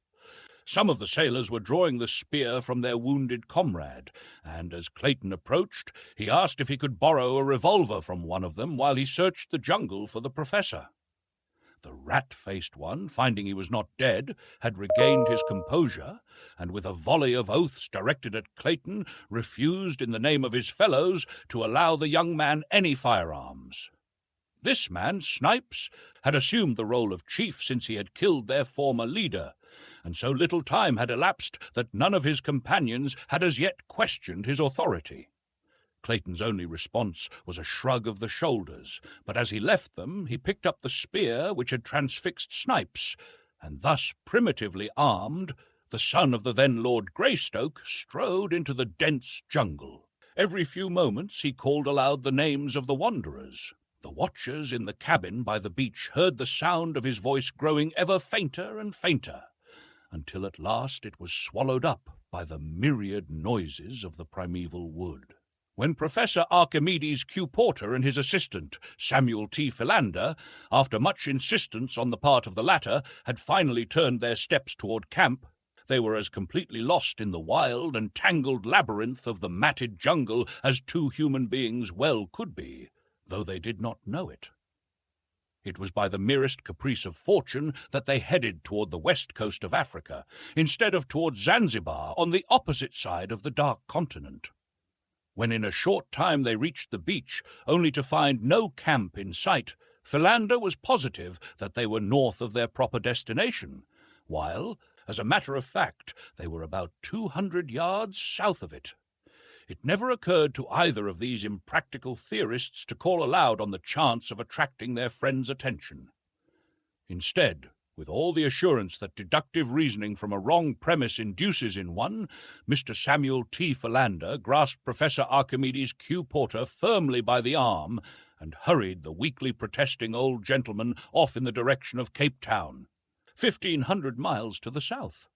When Jane and Esmeralda found themselves safely behind the cabin door, the negress's first thought was to barricade the portal from the inside. With this idea in mind, she turned to search for some means of putting it into execution, but her first view of the interior of the cabin brought a shriek of terror to her lips, and like a frightened child, the huge woman ran to bury her face on her mistress's shoulder. Jane, turning at the cry, saw the cause of it lying prone upon the floor before them, the whitened skeleton of a man. A further glance revealed a second skeleton upon the bed. "What horrible place are we in?" murmured the awe-struck girl. But there was no panic in her fright. At last, disengaging herself from the frantic clutch of the still shrieking Esmeralda, Jane crossed the room to look into the little cradle, knowing what she should see there, even before the tiny skeleton disclosed itself in all its pitiful and pathetic frailty. What an awful tragedy these poor mute bones proclaimed!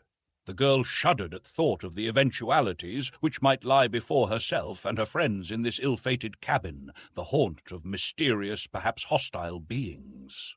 Quickly, with an impatient stamp of her little foot, she endeavored to shake off the gloomy forebodings, and turning to Esmeralda, bade her cease her wailing. "Stop, Esmeralda! Stop it this minute!" she cried.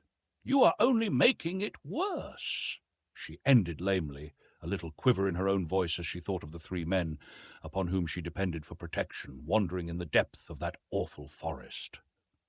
Soon the girl found that the door was equipped with a heavy wooden bar upon the inside, and after several efforts the combined strength of the two enabled them to slip it into place, the first time in 20 years. Then they sat down upon a bench with their arms about one another and waited. Chapter 14. At the mercy of the jungle. After Clayton had plunged into the jungle, the sailors, mutineers of the Arrow, fell into a discussion of their next step. But on one point all were agreed, that they should hasten to put off to the anchored Arrow, where they could at least be safe from the spears of their unseen foe. And so, while Jane Porter and Esmeralda were barricading themselves within the cabin, the cowardly crew of cutthroats were pulling rapidly for their ship in the 2 boats that had brought them ashore. So much had Tarzan seen that day that his head was in a whirl of wonder. But the most wonderful sight of all to him was the face of the beautiful white girl. Here at last was one of his own kind. Of that he was positive. And the young man and the 2 old men, they too were much as he had pictured his own people to be. But doubtless they were as ferocious and cruel as other men he had seen. The fact that they alone of all the party were unarmed might account for the fact that they had killed no one. They might be very different if provided with weapons. Tarzan had seen the young man pick up the fallen revolver of the wounded Snipes and hide it away in his breast, and he had also seen him slip it cautiously to the girl as she entered the cabin door. He did not understand anything of the motives behind all that he had seen, but somehow, intuitively, he liked the young man and the 2 old men, and for the girl he had a strange longing which he scarcely understood. As for the big black woman, she was evidently connected in some way to the girl, and so he liked her also. For the sailors, and especially Snipes, he had developed a great hatred. He knew by their threatening gestures and by the expression upon their evil faces that they were enemies of the others of the party, and so he decided to watch closely. Tarzan wondered why the men had gone into the jungle, nor did it ever occur to him that one could become lost in that maze of undergrowth which to him was as simple as is the main street of your own hometown to you. When he saw the sailors row away toward the ship, and knew that the girl and her companion were safe in his cabin, Tarzan decided to follow the young man into the jungle and learn what his errand might be. He swung off rapidly in the direction taken by Clayton, and in a short time heard faintly in the distance the now only occasional calls of the Englishman to his friends. Presently Tarzan came up with the white man, who, almost fagged, was leaning against a tree wiping the perspiration from his forehead. The ape man, hiding safe behind a screen of foliage, sat watching this new specimen of his own race intently. At intervals Clayton called aloud, and finally it came to Tarzan that he was searching for the old man. Tarzan was on the point of going off to look for them himself, when he caught the yellow glint of a sleek hide moving cautiously through the jungle toward Clayton. It was Sheeta, the leopard. Now Tarzan heard the soft bending of grasses and wondered why the young white man was not warned. Could it be he had failed to note the loud warning? Never before had Tarzan known Sheeta to be so clumsy. No, the white man did not hear. Sheeta was crouching for the spring, and then, shrill and horrible, there rose from the stillness of the jungle the awful cry of the challenging ape, and Sheeta turned, crashing into the underbrush. Clayton came to his feet with a start. His blood ran cold. Never in all his life had so fearful a sound smote upon his ears. He was no coward. But if ever man felt the icy fingers of fear upon his heart, William Cecil Clayton, eldest son of Lord Greystoke of England, did that day in the fastness of the African jungle. The noise of some great body crashing through the underbrush so close beside him, and the sound of that blood-curdling shriek from above, tested Clayton's courage to the limit. But he could not know that it was to that very voice he owed his life, nor that the creature who hurled it forth was his own cousin, the real Lord Greystoke. The afternoon was drawing to a close, and Clayton, disheartened and discouraged, was in a terrible quandary as to the proper course to pursue, whether to keep on in search of Professor Porter, at the almost certain risk of his own death in the jungle by night, or to return to the cabin where he might at least serve to protect Jane from the perils which confronted her on all sides. He did not wish to return to camp without her father. Still more, he shrank from the thought of leaving her alone and unprotected in the hands of the mutineers of the Arrow, or to the 100 unknown dangers of the jungle. Possibly, too, he thought, the professor and Philander might have returned to camp. Yes, that was more than likely. At least he would return and see before he continued what seemed to be a most fruitless quest. And so he started, stumbling back through the thick and matted underbrush in the direction that he thought the cabin lay. To Tarzan's surprise, the young man was heading further into the jungle in the general direction of Mbonga's village, and the shrewd young ape-man was convinced that he was lost. To Tarzan, this was scarcely comprehensible. His judgment told him that no man would venture toward the village of the cruel blacks, armed only with a spear which, from the awkward way in which he carried it, was evidently an unaccustomed weapon to this white man. Nor was he following the trail of the old men. That they had crossed and left long since, though it had been fresh and plain before Tarzan's eyes. Tarzan was perplexed. The fierce jungle would make easy prey of this unprotected stranger in a very short time if he were not guided quickly to the beach. Yes, there was Numa, the lion, even now stalking the white man a dozen paces to the right. Clayton heard the great body paralleling his course, and now there rose upon the evening air the beast's thunderous roar. The man stopped with upraised spear and faced the brush from which issued the awful sound. The shadows were deepening. Darkness was settling in. God! To die here alone, beneath the fangs of wild beasts, to be torn and rended, to feel the hot breath of the brute on his face as the great paw crushed down upon his breast. For a moment all was still. Clayton stood rigid with raised spear. Presently a faint rustling of the bush apprised him of the stealthy creeping of the thing behind. It was gathering for the spring. At last he saw it, not 20 feet away, the long, lithe, muscular body and tawny head of a huge, black-maned lion. The beast was upon its belly, moving forward very slowly. As its eyes met Clayton's, it stopped and deliberately, cautiously gathered its hindquarters behind it. In agony the man watched, fearful to launch his spear, powerless to fly. He heard a noise in the tree above him. Some new danger, he thought, but he dared not take his eyes from the yellow-green orbs before him. There was a sharp twang as of a broken banjo string, and at the same instant an arrow appeared in the yellow hide of the crouching lion. With a roar of pain and anger the beast sprang, but somehow Clayton stumbled to one side, and as he turned again to face the infuriated king of beasts, he was appalled at the sight which confronted him. Almost simultaneously with the lion's turning to renew the attack, a half-naked giant dropped from the tree above squarely on the brute's back. With lightning speed, an arm that was banded layers of iron muscle encircled the huge neck, and the great beast was raised from behind, roaring and pawing the air, raised as easily as Clayton would have lifted a pet dog.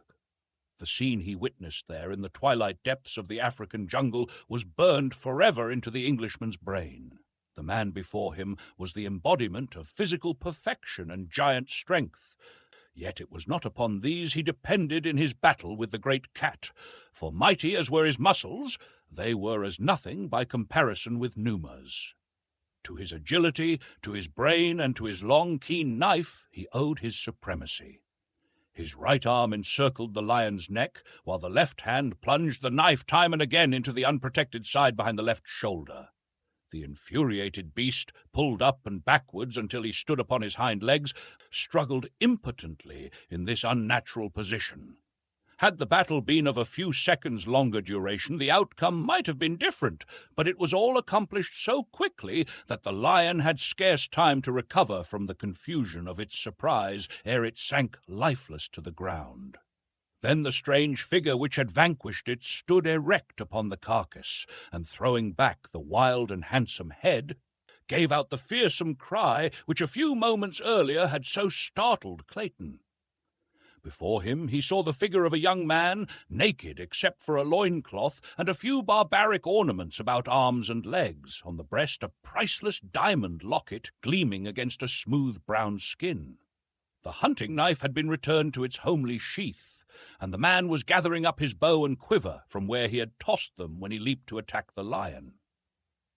Clayton spoke to the stranger in English, thanking him for his brave rescue and complimenting him on the wondrous strength and dexterity he had displayed, but the only answer was a steady stare and a faint shrug of the mighty shoulders, which might betoken either disparagement of the service rendered or ignorance of Clayton's language. When the bow and quiver had been slung to his back, the wild man, for such Clayton now thought him, once more drew his knife and deftly carved a dozen large strips of meat from the lion's carcass. Then, squatting upon his haunches, he proceeded to eat, first motioning Clayton to join him. The strong white teeth sank into the raw and dripping flesh in apparent relish of the meal. But Clayton could not bring himself to share the uncooked meat with his strange host. Instead, he watched him, and presently there dawned upon him the conviction that this was Tarzan of the Apes, whose notice he had seen posted upon the cabin door that morning. If so, he must speak English. Again Clayton attempted speech with the ape-man, but the replies, now vocal, were in a strange tongue, which resembled the chattering of monkeys mingled with the growling of some wild beast. No, this could not be Tarzan of the Apes, for it was very evident that he was an utter stranger to English. When Tarzan had completed his repast, he rose and, pointing a very different direction from that which Clayton had been pursuing, started off through the jungle toward the point he had indicated. Clayton, bewildered and confused, hesitated to follow him, for he thought he was but being led more deeply into the mazes of the forest. But the ape-man, seeing him disinclined to follow, returned and, grasping him by the coat, dragged him along until he was convinced that Clayton understood what was required of him. Then he left him to follow voluntarily. The Englishman, finally concluding that he was a prisoner, saw no alternative open but to accompany his captor, and thus they travelled slowly through the jungle while the sable mantle of the impenetrable forest night fell about them, and the stealthy footfalls of padded paws mingled with the breaking of twigs and the wild calls of the savage life that Clayton felt closing in upon him. Suddenly Clayton heard the faint report of a firearm, a single shot, and then silence. In the cabin by the beach, two thoroughly terrified women clung to each other as they crouched upon the low bench in the gathering darkness. The negress sobbed hysterically, bemoaning the evil day that had witnessed her departure from her dear Maryland, while the white girl, dry-eyed and outwardly calm, was torn by inward fears and forebodings. She feared not more for herself than for the three men whom she knew to be wandering in the abysmal depths of the savage jungle, from which she now heard issuing the almost incessant shrieks and roars, barkings and growlings of its terrifying and fearsome denizens as they sought their prey. And now there came the sound of a heavy body brushing against the side of the cabin. She could hear the great padded paws upon the ground outside. For an instant, all was silence. Even the bedlam of the forest died to a faint murmur. Then she distinctly heard the beast outside sniffing at the door, not 2 feet from where she crouched. Instinctively the girl shuddered and shrank closer to the black woman. "Hush!" she whispered. "Hush, Esmeralda!" For the woman's sobs and groans seemed to have attracted the thing that stalked there just beyond the thin wall. A gentle scratching sound was heard on the door. The brute tried to force an entrance, but presently this ceased, and again she heard the great pads creeping stealthily around the cabin. Again they stopped beneath the window on which the terrified eyes of the girl now glued themselves. "God!" she murmured, for now, silhouetted against the moonlit sky beyond, she saw framed in the tiny square of the latticed window the head of a huge lioness. The gleaming eyes were fixed upon her in intent ferocity. "Look, Esmeralda!" she whispered. "For God's sake, what shall we do? Look! Quick! The window!" Esmeralda, cowering still closer to her mistress, took one frightened glance toward the little square of moonlight, just as the lioness emitted a low, savage snarl. The sight that met the poor woman's eyes was too much for the already overstrung nerves. "Oh, Gabarel!" she shrieked, and slid to the floor an inert and senseless mass. For what seemed an eternity, the great brute stood with its forepaws upon the sill, glaring into the little room. Presently it tried the strength of the lattice with its great talons. The girl had almost ceased to breathe when, to her relief, the head disappeared, and she heard the brute's footsteps leaving the window. But now they came to the door again, and once more the scratching commenced, this time with increasing force until the great beast was tearing at the massive panels in a perfect frenzy of eagerness to seize its defenseless victims. Could Jane have known the immenseness of that door, built piece by piece, she would have felt less fear of the lioness reaching her by this avenue. Little did John Clayton imagine when he fashioned that crude but mighty portal that one day, 20 years later, it would shield a fair American girl then unborn from the teeth and talons of a man-eater. For fully 20 minutes the brute alternately sniffed and tore at the door, occasionally giving voice to a wild, savage cry of baffled rage. At length, however, she gave up the attempt, and Jane heard her returning toward the window, beneath which she paused for an instant, and then launched her great weight against the time-worn lattice. The girl heard the wooden rods groan beneath the impact, but they held, and the huge body dropped back to the ground below. Again and again the lioness repeated these tactics, until finally the horrified prisoner within saw a portion of the lattice give way, and in an instant one great paw and the head of the animal were thrust within the room. Slowly the powerful neck and shoulders spread the bars apart, and the lithe body protruded farther and farther into the room. As in a trance, the girl rose, her hand upon her breast, wide eyes staring horror-stricken into the snarling face of the beast scarce 10 feet from her. At her feet lay the prostrate form of the negress. If she could but arouse her, their combined efforts might possibly avail to beat back the fierce and bloodthirsty intruder.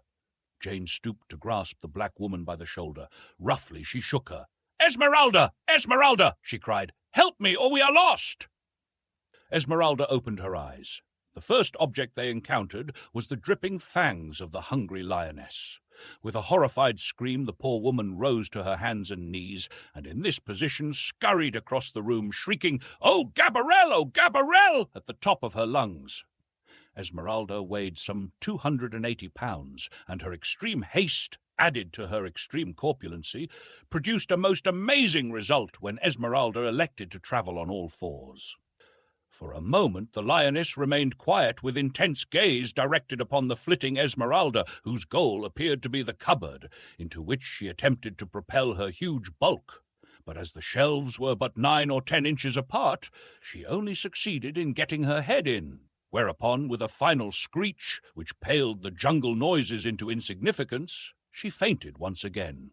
With the subsidence of Esmeralda, the lioness renewed her efforts to wriggle her huge bulk through the weakening lattice.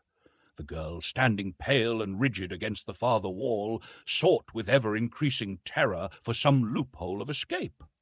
Suddenly her hand, tight pressed against her bosom, felt the hard outline of the revolver that Clayton had left with her earlier in the day. Quickly she snatched it from its hiding-place, and levelling it full at the lioness's face, pulled the trigger. There was a flash of flame, the roar of the discharge, and an answering roar of pain and anger from the beast. Jane Porter saw the great form disappear from the window, and then she too fainted, the revolver falling at her side. But Sabor was not killed. The bullet had but inflicted a painful wound in one of the great shoulders. It was the surprise at the blinding flash and the deafening roar that had caused her hasty but temporary retreat. In another instant she was back at the lattice, and with renewed fury was clawing at the aperture, but with lessened effect, since the wounded member was almost useless. She saw her prey, the 2 women, lying senseless upon the floor. There was no longer any resistance to be overcome. Her meat lay before her, and Sabor had only to worm her way through the lattice to claim it. Slowly she forced her great bulk, inch by inch, through the opening. Now her head was through, now one great forearm and shoulder. Carefully she drew up the wounded member to insinuate it gently beyond the tight-pressing bars. A moment more, and both shoulders through, the long, sinuous body and the narrow hips would glide quickly after. It was on this sight that Jane Porter again opened her eyes. Chapter 15. The Forest God. When Clayton heard the report of the firearm, he fell into an agony of fear and apprehension. He knew that one of the sailors might be the author of it, but the fact that he had left the revolver with Jane, together with the overwrought condition of his nerves, made him morbidly positive that she was threatened with some great danger. Perhaps even now she was attempting to defend herself against some savage man or beast. What were the thoughts of his strange captor or guide, Clayton could only vaguely conjecture. But that he had heard the shot, and was in some manner affected by it, was quite evident, for he quickened his pace so appreciably that Clayton, stumbling blindly in his wake, was down a dozen times in as many minutes in a vain effort to keep pace with him, and soon was left hopelessly behind. Fearing that he would again be irretrievably lost, he called aloud to the wild man ahead of him, and in a moment had the satisfaction of seeing him drop lightly to his side from the branches above. For a moment Tarzan looked at the young man closely, as though undecided as to just what was best to do. Then, stooping down before Clayton, he motioned him to grasp him about the neck, and with the white man upon his back, Tarzan took to the trees. The next few minutes the young Englishman never forgot. High into bending and swaying branches he was borne with what seemed to him incredible swiftness, while Tarzan chafed at the slowness of his progress. From one lofty branch the agile creature swung with Clayton through a dizzy arc to a neighboring tree. Then for 100 yards, maybe, the sure feet threaded a maze of interwoven limbs, balancing like a tightrope walker high above the black depths of verdure beneath. From the first sensation of chilling fear Clayton passed to one of keen admiration and envy of those giant muscles and that wondrous instinct or knowledge which guided this forest god through the inky blackness of the night as easily and safely as Clayton would have strolled a London street at high noon. Occasionally they would enter a spot where the foliage above was less dense, and the bright rays of the moon lit up before Clayton's wondering eyes the strange path they were traversing.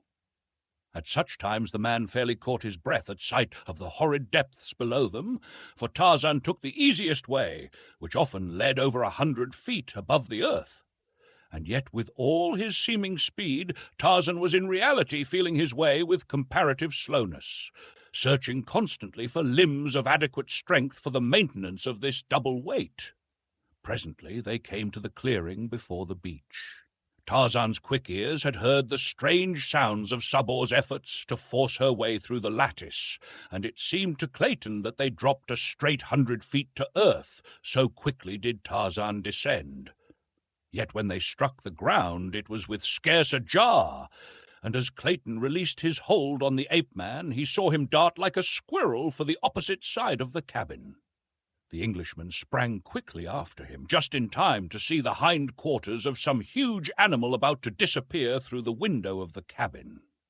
As Jane Porter opened her eyes to a realization of the again imminent peril which threatened her, her brave young heart gave up at last its final vestige of hope, and she turned to grope for the fallen weapon that she might meet to herself a merciful death ere the cruel fangs tore into her fair flesh. The lioness was almost through the opening before Jane found the weapon, and she raised it quickly to her temple to shut out forever the hideous jaws gaping for their prey. An instant she hesitated, to breathe a short and silent prayer to her Maker, and as she did so her eyes fell upon her poor Esmeralda lying inert, but alive, beside the cupboard. How could she leave the poor, faithful thing to those merciless yellow fangs? No. She must use one cartridge on the senseless woman ere she turned the cold muzzle toward herself again. How she shrank from the ordeal! But it had been cruelty 1,000 times less justifiable to have left the loving black woman who had reared her from infancy with all a mother's care and solicitude to regain consciousness beneath the rending claws of the great cat. Quickly Jane Porter sprang to her feet and ran to the side of the black. She pressed the muzzle of the revolver tight against that devoted heart, closed her eyes, and Sabor emitted a frightful shriek. The girl, startled, pulled the trigger and turned to face the beast, and with the same movement raised the weapon against her own temple. She did not fire a second time, for to her surprise she saw the huge animal being slowly drawn back through the window, and in the moonlight beyond she saw the heads and shoulders of 2 men.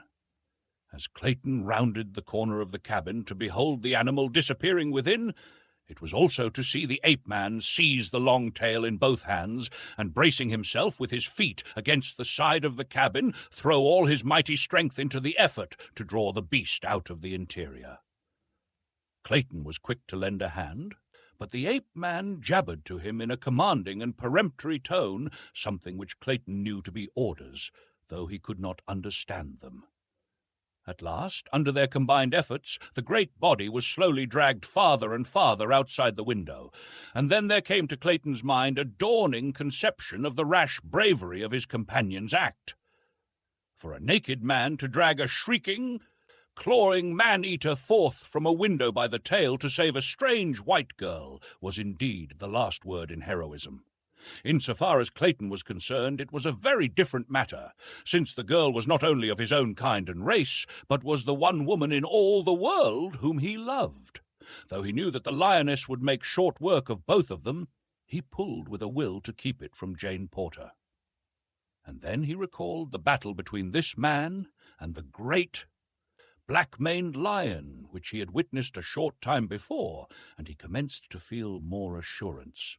Tarzan was still issuing orders which Clayton could not understand. He was trying to tell the stupid white man to plunge his poisoned arrows into Sabor's back and sides, and to reach the savage heart with the long, thin hunting knife that hung at Tarzan's hip. But the man would not understand, and Tarzan did not dare release his hold to do the things himself, for he knew that the puny white man never could hold mighty Sabor alone for an instant. Slowly the lioness was emerging from the window. At last her shoulders were out, and then Clayton saw an incredible thing. Tarzan, racking his brains for some means to cope single-handed with the infuriated beast, had suddenly recalled his battle with Turcos, and as the great shoulders came clear of the window, so that the lioness hung upon the sill only by her forepaws, Tarzan suddenly released his hold upon the brute. With the quickness of a striking rattler, he launched himself full upon Sabor's back, his strong young arms seeking and gaining a full Nelson upon the beast, as he had learned it that other day during his bloody wrestling victory over Turcos. With a roar, the lioness turned completely over upon her back, falling full upon her enemy, but the black-haired giant only closed tighter his hold. Pawing and tearing at earth and air, Sabor rolled and threw herself this way and that in an effort to dislodge this strange antagonist, but ever tighter and tighter drew the iron bands that were forcing her head lower and lower upon her tawny breast. Higher crept the steel forearms of the ape-man about the back of Sabor's neck. Weaker and weaker became the lioness's efforts. At last Clayton saw the immense muscles of Tarzan's shoulders and biceps leap into corded knots beneath the silver moonlight. There was a long, sustained, and supreme effort on the ape-man's part, and the vertebrae of Sabor's neck parted with a sharp snap. In an instant, Tarzan was upon his feet, and for the second time that day, Clayton heard the bull-ape's savage roar of victory. Then he heard Jane's agonized cry, "Cecil, Mr. Clayton! Oh, what is it? What is it?" Running quickly to the cabin door, Clayton called out that all was right, and shouted to her to open the door. As quickly as she could, she raised the great bar and fairly dragged Clayton within. "What was that awful noise?" she whispered, shrinking close to him. "It was the cry of the kill from the throat of the man who has just saved your life, Miss Porter. Wait, I will fetch him so you may thank him."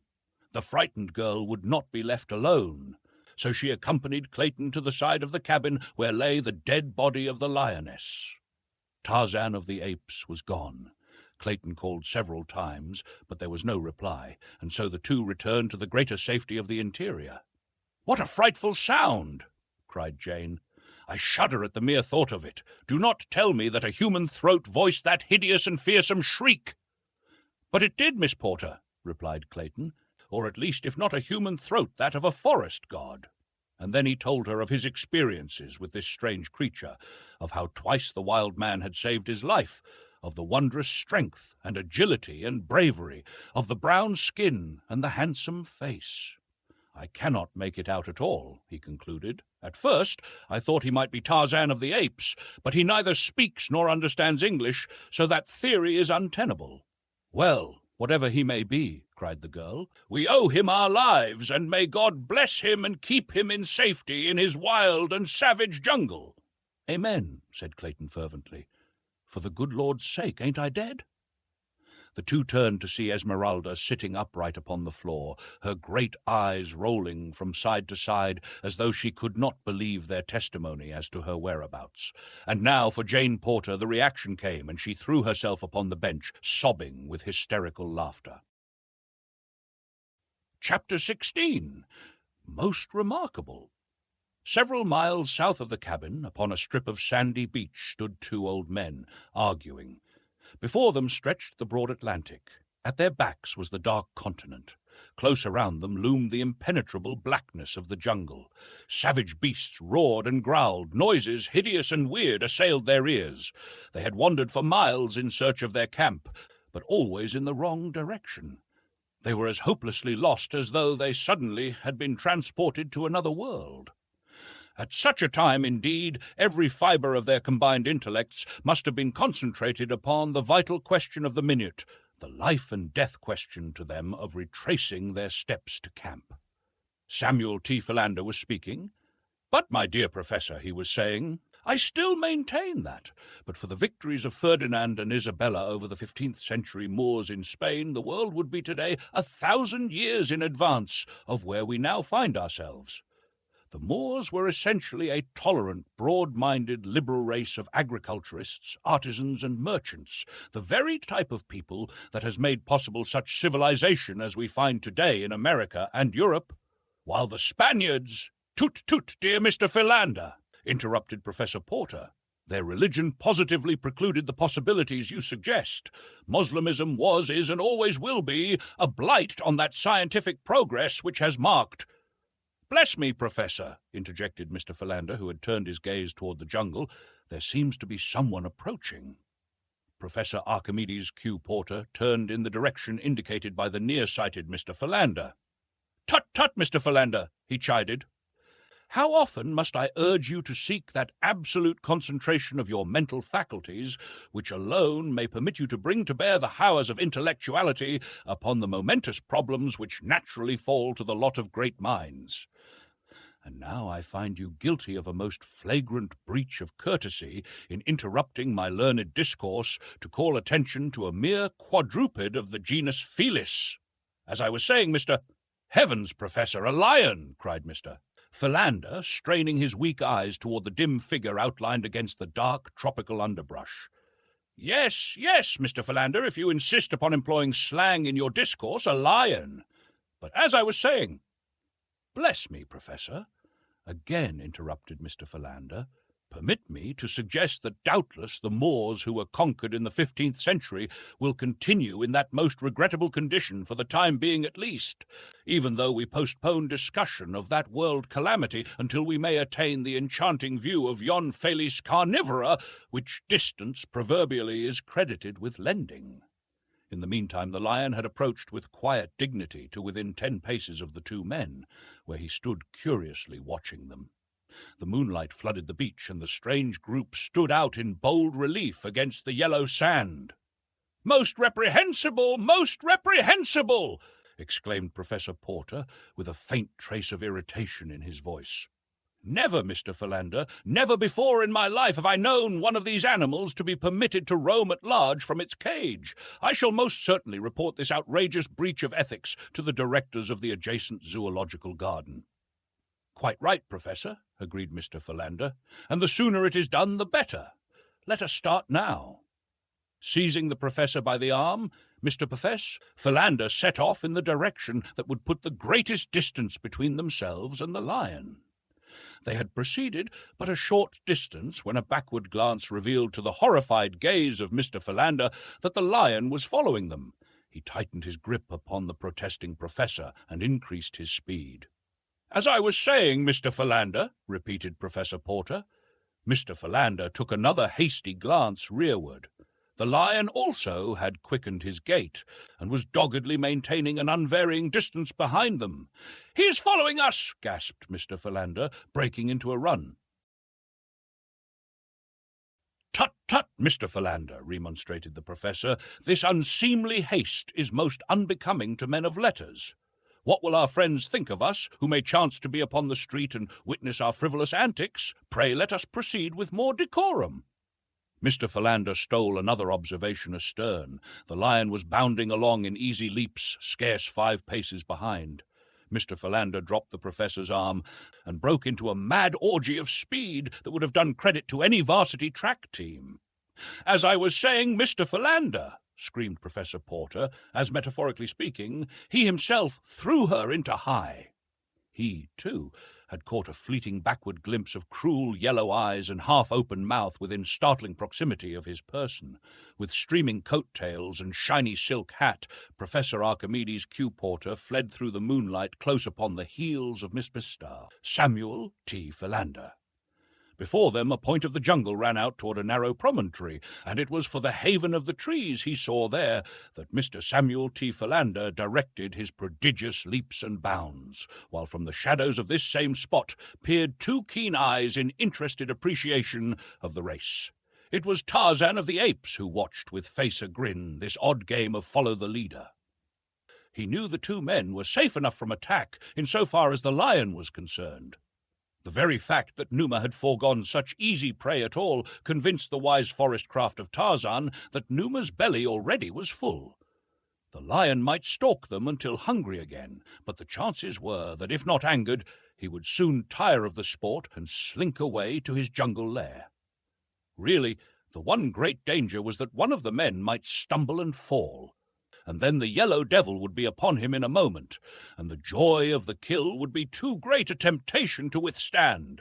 So Tarzan swung quickly to a lower limb in line with the approaching fugitives, and as Mr. Samuel T. Philander came panting and blowing beneath him, already too spent to struggle up to the safety of the limb, Tarzan reached down and, grasping him by the collar of his coat, yanked him to the limb by his side. Another moment brought the professor within the sphere of the friendly grip, and he, too, was drawn upward to safety just as the baffled Numa, with a roar, leaped to recover his vanishing quarry. For a moment the 2 men clung panting to the great branch, while Tarzan squatted with his back to the stem of the tree, watching them with mingled curiosity and amusement. It was the professor who first broke the silence. "I am deeply pained, Mr. Philander, that you should have evinced such a paucity of manly courage in the presence of one of the lower orders, and by your crass timidity have caused me to exert myself to such an unaccustomed degree in order that I might resume my discourse. As I was saying, Mr. Philander, when you interrupted me, the Moors—" "Professor Archimedes Q. Porter," broke in Mr. Philander in icy tones, "the time has arrived when patience becomes a crime and mayhem appears garbed in the mantle of virtue. You have accused me of cowardice. You have insinuated that you ran only to overtake me, not to escape the clutches of the lion. Have a care, Professor Archimedes Q. Porter. I am a desperate man. Goaded by long-suffering patience, the worm will turn." "Tut-tut, Mr. Philander, tut-tut," cautioned Professor Porter. "You forget yourself." "I forget nothing as yet, Professor Archimedes Q. Porter. But believe me, sir, I am tottering on the verge of forgetfulness as to your exalted position in the world of science and your grey hairs." The professor sat in silence for a few minutes, and the darkness hid the grim smile that wreathed his wrinkled countenance. Presently he spoke. "Look here, skinny Philander," he said in belligerent tones. "If you are looking for a scrap, peel off your coat and come on down on the ground, and I'll punch your head just as I did 60 years ago in the alley back of Porky Evans' barn." "Ark!" gasped the astonished Mr. Philander. "Lordy, how good that sounds! When you're human, Ark, I love you, but somehow it seems as though you had forgotten how to be human for the last 20 years. The professor reached out a thin, trembling old hand through the darkness until it found his old friend's shoulder. "Forgive me, Skinny," he said softly. "It hasn't been quite 20 years, and God alone knows how hard I have tried to be human for Jane's sake, and yours too, since he took my other Jane away." Another old hand stole up from Mr. Philander's side to clasp the one that lay upon his shoulder, and no other message could better have translated the one heart to the other. They did not speak for some minutes. The lion below them paced nervously back and forth. The third figure in the tree was hidden by the dense shadows near the stem. He, too, was silent, motionless as a graven image. "You certainly pulled me up into this tree just in time," said the professor at last. "I want to thank you. You saved my life." "But I didn't pull you up here, Professor. Philander, bless me, the excitement of the moment quite caused me to forget that I myself was drawn up here by some outside agency. There must be someone or something in this tree with us."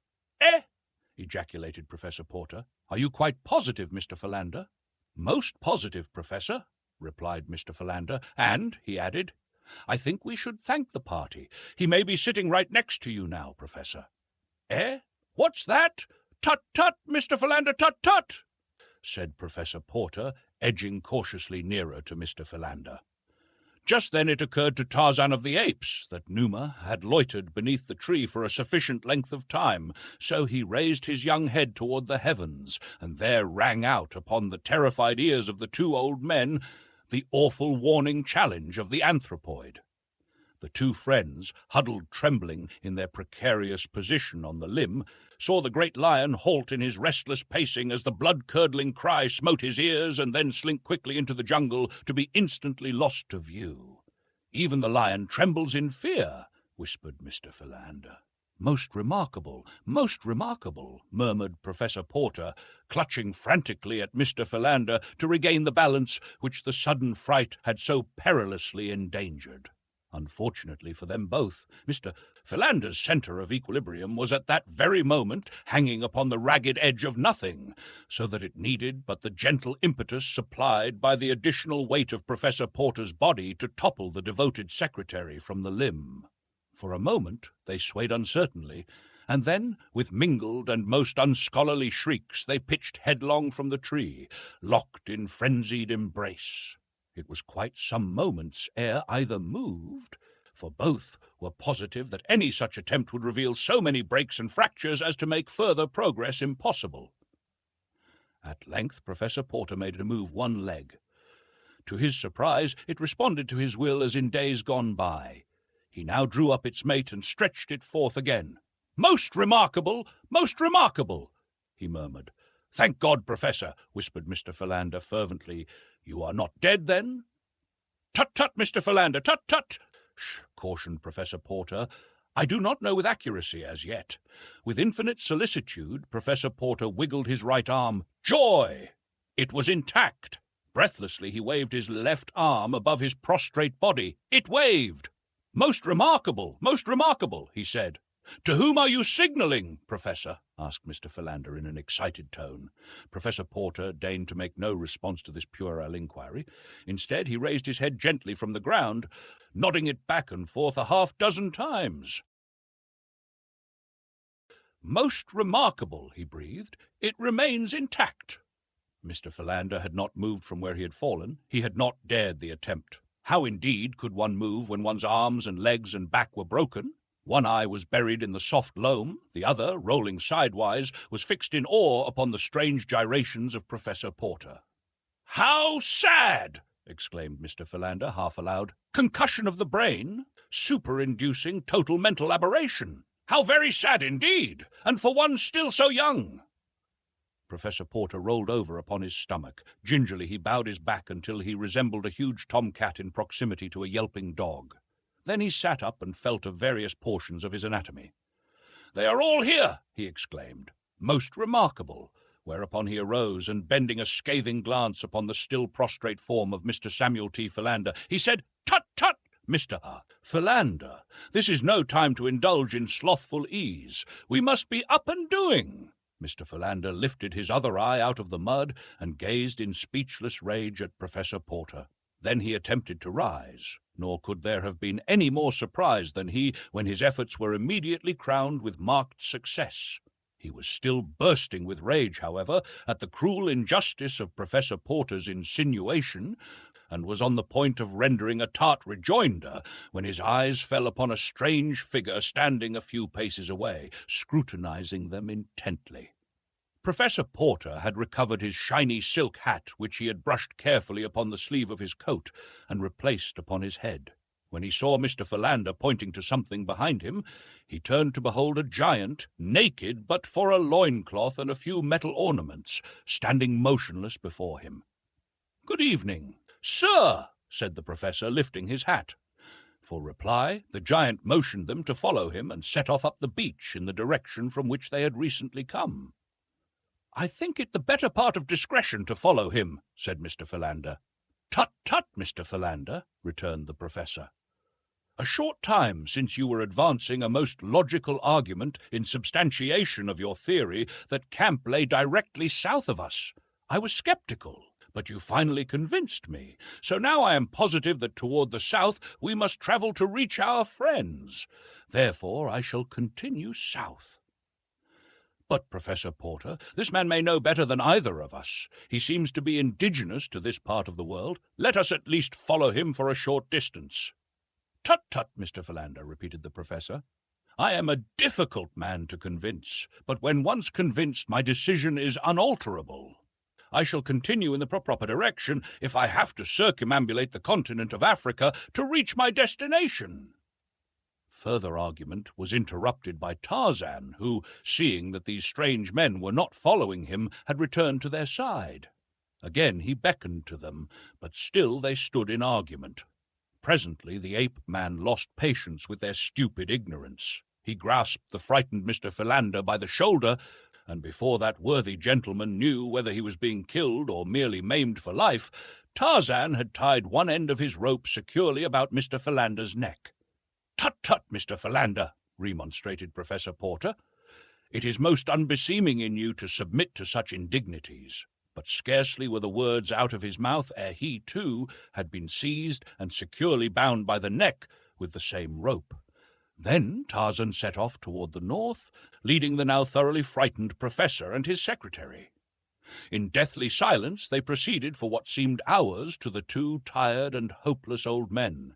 But presently, as they topped a little rise of ground, they were overjoyed to see the cabin lying before them, not 100 yards distant. Here Tarzan released them, and pointing toward the little building, vanished into the jungle beside them. "Most remarkable, most remarkable!" gasped the professor. "But you see, Mr. Philander, that I was quite right as usual, and but for your stubborn willfulness we should have escaped a series of most humiliating, not to say dangerous, accidents. Pray allow yourself to be guided by a more mature and practical mind hereafter when in need of wise counsel." Mr. Samuel T. Philander was too much relieved at the happy outcome to their adventure to take umbrage at the professor's cruel fling. Instead, he grasped his friend's arm and hastened him forward in the direction of the cabin. It was a much relieved party of castaways that found itself once more united. Dawn discovered them still recounting their various adventures and speculating upon the identity of the strange guardian and protector they had found on this savage shore. Esmeralda was positive that it was none other than an angel of the Lord, sent down especially to watch over them. "Had you seen him devour the raw meat of the lion, Esmeralda," laughed Clayton, "you would have thought him a very material angel." "There was nothing heavenly about his voice," said Jane Porter, with a little shudder at recollection of the awful roar which had followed the killing of the lioness. "Nor did it precisely comport with my preconceived ideas of the dignity of divine messengers," remarked Professor Porter, "when the gentleman tied two highly respectable and erudite scholars neck to neck and dragged them through the jungle as though they had been cows." Chapter 17. As it was now quite light, the party, none of whom had eaten or slept since the previous morning, began to bestir themselves to prepare food. The mutineers of the Arrow had landed a small supply of dried meats, canned soups and vegetables, crackers, flour, tea, and coffee for the 5 they had marooned, and these were hurriedly drawn upon to satisfy the craving of long-famished appetites. The next task was to make the cabin habitable, and to this end it was decided to at once remove the gruesome relics of the tragedy that had taken place there on some bygone day. Professor Porter and Mr. Philander were deeply interested in examining the skeletons. The two larger, they stated, had belonged to a male and female of one of the higher white races. The smallest skeleton was given but passing attention, as its location in the crib left no doubt as to its having been the infant offspring of this unhappy couple. As they were preparing the skeleton of the man for burial, Clayton discovered a massive ring that had evidently encircled the man's finger at the time of his death, for one of the slender bones of the hand still lay within the golden bauble. Picking it up to examine it, Clayton gave a cry of astonishment, for the ring bore the crest of the House of Greystoke. At the same time, Jane discovered the books in the cupboard, and on opening the flyleaf of one of them, saw the name John Clayton, London. In a second book, which she hurriedly examined, was the single name, Greystoke. "Why, Mr. Clayton," she cried, "what does this mean? Here are the names of some of your own people in these books." "And here," he replied gravely, "is the great ring of the House of Greystoke, which has been lost since my uncle John Clayton, the former Lord Greystoke, disappeared, presumably lost at sea." "But how do you account for these things being here, in this savage African jungle?" exclaimed the girl. "There is but one way to account for it, Miss Porter," said Clayton. "The late Lord Greystoke was not drowned. He died here in this cabin, and this poor thing upon the floor is all that is mortal of him." "Then this must have been Lady Greystoke," said Jane reverently, indicating the poor mass of bones upon the bed. "The beautiful Lady Alice," replied Clayton, "of whose many virtues and remarkable personal charms I often have heard my mother and father speak." "Poor woman," he murmured sadly. With deep reverence and solemnity, the bodies of the late Lord and Lady Greystoke were buried beside their little African cabin, and between them was placed the tiny skeleton of the baby of Kala, the ape. As Mr. Philander was placing the frail bones of the infant in a bit of sailcloth, he examined the skull minutely. Then he called Professor Porter to his side, and the two argued in low tones for several minutes. Most remarkable," said Professor Porter. "Bless me," said Mr. Philander, "we must acquaint Mr. Clayton with our discovery at once." "Tut, tut, Mr. Philander, tut, tut," remonstrated Professor Archimedes Q. Porter. "Let the dead past bury its dead." And so the white-haired old man repeated the burial service over this strange grave, while his four companions stood with bowed and uncovered heads about him. From the trees, Tarzan of the Apes watched the solemn ceremony, but most of all, he watched the sweet face and graceful figure of Jane Porter. In his savage, untutored breast, new emotions were stirring. He could not fathom them. He wondered why he felt so great an interest in these people, why he had gone to such pains to save the three men. But he did not wonder why he had torn Sabor from the tender flesh of the strange girl. Surely the men were stupid and ridiculous and cowardly. Even Manu, the monkey, was more intelligent than they. If these were creatures of his own kind, he was doubtful if his past pride in blood was warranted.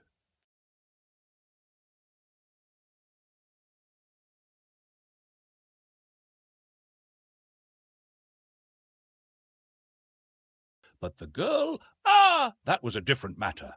He did not reason here. He knew that she was created to be protected, and that he was created to protect her. He wondered why there was a great hole in the ground merely to bury dry bones.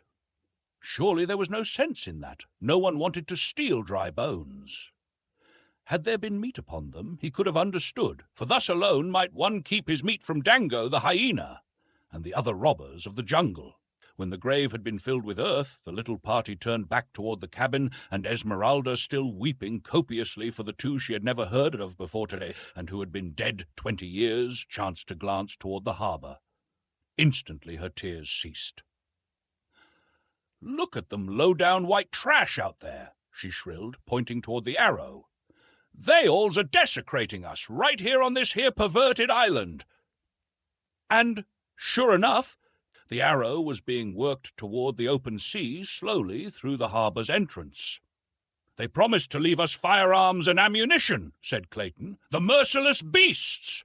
"It is the work of that fellow they call Snipes, I am sure," said Jane. "King was a scoundrel, but he had a little sense of humanity. If they had not killed him, I know that he would have seen that we were properly provided for before they left us to our fate." "I regret that they did not visit us before sailing," said Professor Porter. "I had proposed requesting them to leave the treasure with us, as I shall be a ruined man if that is lost." Jane looked at her father sadly. "Never mind, dear," she said. "It wouldn't have done any good, because it is solely for the treasure that they killed their officers and landed us upon this awful shore." "Tut, tut, child, tut, tut," replied Professor Porter. "You are a good child, but inexperienced in practical matters." And Professor Porter turned and walked slowly away toward the jungle, his hands clasped beneath his long coat-tails and his eyes bent upon the ground. His daughter watched him with a pathetic smile upon her lips, and then turning to Mr. Philander, she whispered, "Please don't let him wander off again as he did yesterday. We depend upon you, you know, to keep a close watch upon him." "He becomes more difficult to handle each day," replied Mr. Philander, with a sigh and a shake of his head. "I presume he is now off to report to the directors of the zoo that one of their lions was at large last night. Oh, Miss Jane, you don't know what I have to contend with." "Yes, I do, Mr. Philander, but while we all love him, you alone are best fitted to manage him. For regardless of what he may say to you, he respects your great learning and therefore has immense confidence in your judgment. The poor dear cannot differentiate between erudition and wisdom." Mr. Philander, with a mildly puzzled expression on his face, turned to pursue Professor Porter, and in his mind he was revolving the question whether he should feel complimented or aggrieved at Miss Porter's rather backhanded compliment. Tarzan had seen the consternation depicted upon the faces of the little group as they witnessed the departure of the Arrow. So, as the ship was a wonderful novelty to him in addition, he determined to hasten out to the point of land at the north of the harbour's mouth and obtain a nearer view of the boat, as well as to learn, if possible, the direction of its flight. Swinging through the trees with great speed, he reached the point only a moment after the ship had passed out of the harbour, so that he obtained an excellent view of the wonders of this strange floating house. There were some 20 men running hither and thither about the deck, pulling and hauling on ropes. A light land breeze was blowing, and the ship had been worked through the harbour's mouth under scant sail. But now that they had cleared the point, every available shred of canvas was being spread, that she might stand out to sea as handily as possible. Tarzan watched the graceful movements of the ship in rapt admiration and longed to be aboard her. Presently his keen eyes caught the faintest suspicion of smoke on the far northern horizon, and he wondered over the cause of such a thing out on the great water.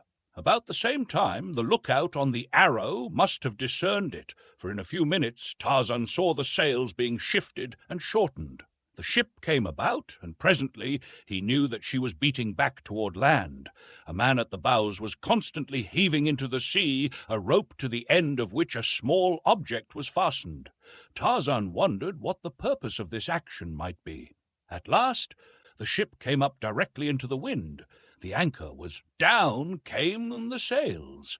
There was great scurrying about on deck. A boat was lowered, and in it a great chest was placed. Then a dozen sailors bent to the oars and pulled rapidly toward the point where Tarzan crouched in the branches of a tree. In the stern of the boat, as it drew nearer, Tarzan saw the rat-faced man. It was but a few minutes later that the boat touched the beach. The men jumped out and lifted the great chest to the sand. They were on the north side of the point, so that their presence was concealed from those at the cabin. The men argued angrily for a moment. Then the rat-faced one, with several companions, ascended the low bluff on which stood the tree that concealed Tarzan. They looked about for several minutes. "Here is a good place," said the rat-faced sailor, indicating a spot beneath Tarzan's tree. "It is as good as any," replied one of his companions. "If they catch us with the treasure aboard, it will all be confiscated anyway. We might as well bury it here on the chance that some of us will escape the gallows to come back and enjoy it later." The rat-faced one now called to the men who had remained at the boat, and they came slowly up the bank carrying picks and shovels. "Hurry, you!" cried Snipes. "Stow it!" retorted one of the men in a surly tone. "You're no admiral, you damned shrimp." "I'm cap'n here, though. I'll have you to understand, you swab," shrieked Snipes, with a volley of frightful oaths. "Steady, boys," cautioned one of the men who had not spoken before. "It ain't going to get us nothing by fighting amongst ourselves." "Right enough," replied the sailor who had resented Snipes' autocratic tones, "but it ain't a-going to get nobody nothing to put on airs in this blooming company neither."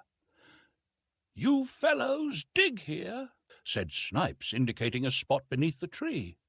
"And while you're digging, Peter can be a-making of a map of the location so's we can find it again. You, Tom and Bill, take a couple more down and fetch up the chest." "What are you a-going to do?" asked he of the previous altercation. "Just, boss." "Get busy there," growled Snipes. "You didn't think your cap'n was a-going to dig with a shovel, did you?" The men all looked up angrily. None of them liked Snipes, and this disagreeable show of authority, since he had murdered King, the real head and ringleader of the mutineers, had only added fuel to the flames of their hatred. "Do you mean to say that you don't intend to take a shovel and lend a hand with this work? Your shoulder's not hurt so all-fired bad as that," said Tarrant, the sailor who had spoken before. "Not by a damned sight," replied Snipes, fingering the butt of his revolver nervously. "Then by God," replied Tarrant, "if you won't take a shovel, you'll take a pickaxe." With the words, he raised his pick above his head, and with a mighty blow he buried the point in Snipes' brain. For a moment the men stood silently looking at the result of their fellow's grim humour. Then one of them spoke. "Served the skunk jolly well right," he said. One of the others commenced to ply his pick to the ground. The soil was soft, and he threw aside the pick and grasped a shovel. Then the others joined him. There was no further comment on the killing, but the men worked in a better frame of mind than they had since Snipes had assumed command. When they had a trench of ample size to bury the chest, Tarrant suggested that they enlarge it and inter Snipes' body on top of the chest. "It might 'elp fool any as 'appened to be digging thereabouts," he explained. The others saw the cunning of the suggestion, and so the trench was lengthened to accommodate the corpse, and in the centre a deeper hole was excavated for the box, which was first wrapped in sailcloth and then lowered to its place, which brought its top about a foot below the bottom of the grave. Earth was shovelled in and tramped down about the chest until the bottom of the grave showed level and uniform. Two of the men rolled the rat-faced corpse unceremoniously into the grave, after first stripping it of its weapons and various other articles which the several members of the party coveted for their own. They then filled the grave with earth and tramped upon it until it would hold no more. The balance of the loose earth was thrown far and wide, and a mass of dead undergrowth spread in as natural a manner as possible over the new-made grave to obliterate all signs of the ground having been disturbed. Their work done, the sailors returned to the small boat and pulled off rapidly toward the Arrow. The breeze had increased considerably, and as the smoke upon the horizon was now plainly discernible in considerable volume, the mutineers lost no time in getting under full sail and bearing away toward the southwest. Tarzan, an interested spectator of all that had taken place, sat speculating on the strange actions of these peculiar creatures. Men were indeed more foolish and more cruel than the beasts of the jungle. How fortunate was he who lived in the peace and security of the great forest! Tarzan wondered what the chest they had buried contained. If they did not want it, why did they not merely throw it into the water? That would have been much easier. He thought, but they do want it. They have hidden it here because they intend returning for it later. Tarzan dropped to the ground and commenced to examine the earth about the excavation. He was looking to see if these creatures had dropped anything which he might like to own. Soon he discovered a spade hidden by the underbrush which they had laid upon the grave. He seized it and attempted to use it as he had seen the sailors do. It was awkward work and hurt his bare feet, but he persevered until he had partially uncovered the body. This he dragged from the grave and laid to one side. Then he continued digging until he had unearthed the chest. This also he dragged to the side of the corpse. Then he filled in the smaller hole below the grave, replaced the body and the earth around and above it, covered it over with underbrush, and returned to the chest. 4 sailors had sweated beneath the burden of its weight. Tarzan of the Apes picked it up as though it had been an empty packing case, and with the spade slung to his back by a piece of rope, carried it off into the densest part of the jungle. He could not well negotiate the trees with his awkward burden, but he kept to the trails and so made fairly good time. For several hours he travelled a little north of east until he came to an impenetrable wall of matted and tangled vegetation. Then he took to the lower branches, and in another 15 minutes he emerged into the amphitheatre of the Apes, where they met in council or to celebrate the rites of the Dum-Dum. Near the centre of the clearing, and not far from the drum or altar, he commenced to dig. This was harder work than turning up the freshly excavated earth at the grave, but Tarzan of the Apes was persevering, and so he kept at his labour until he was rewarded by seeing a hole sufficiently deep to receive the chest and effectually hide it from view.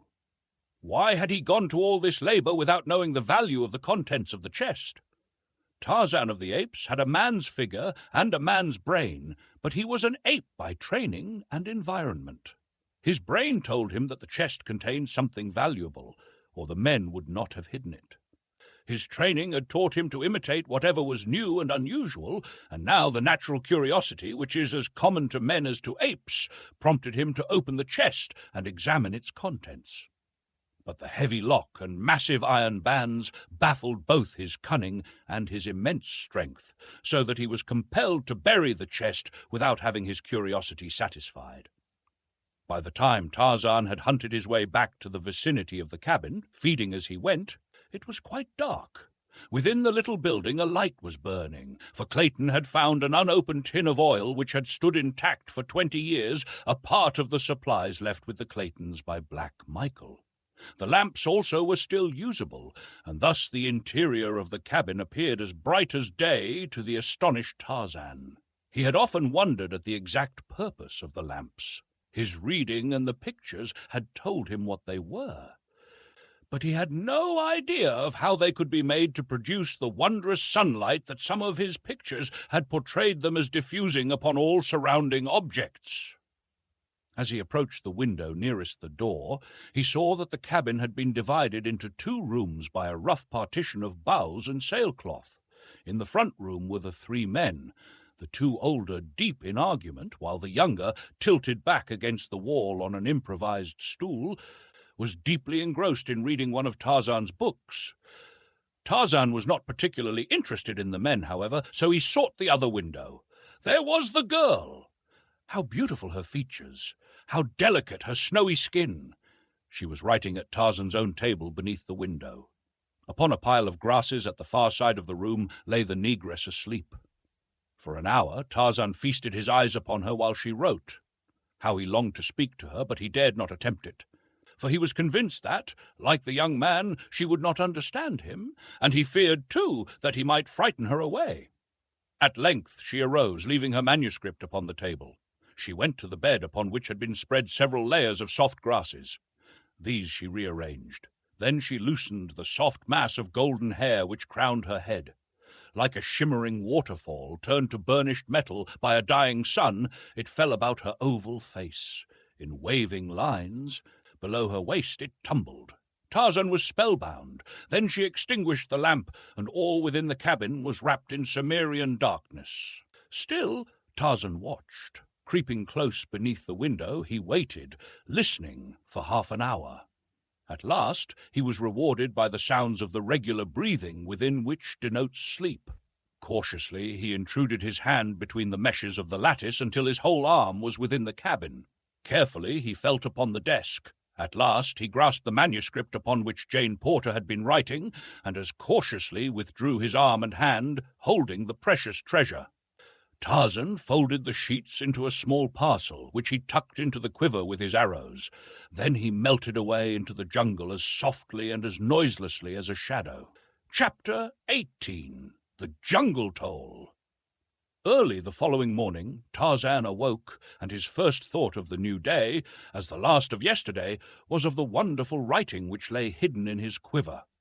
Hurriedly he brought it forth, hoping against hope that he could read what the beautiful white girl had written there the preceding evening. At the first glance he suffered a bitter disappointment. Never before had he so yearned for anything as now he did for the ability to interpret a message from that golden-haired divinity whom so suddenly and so unexpectedly into his life. What did it matter if the message were not intended for him?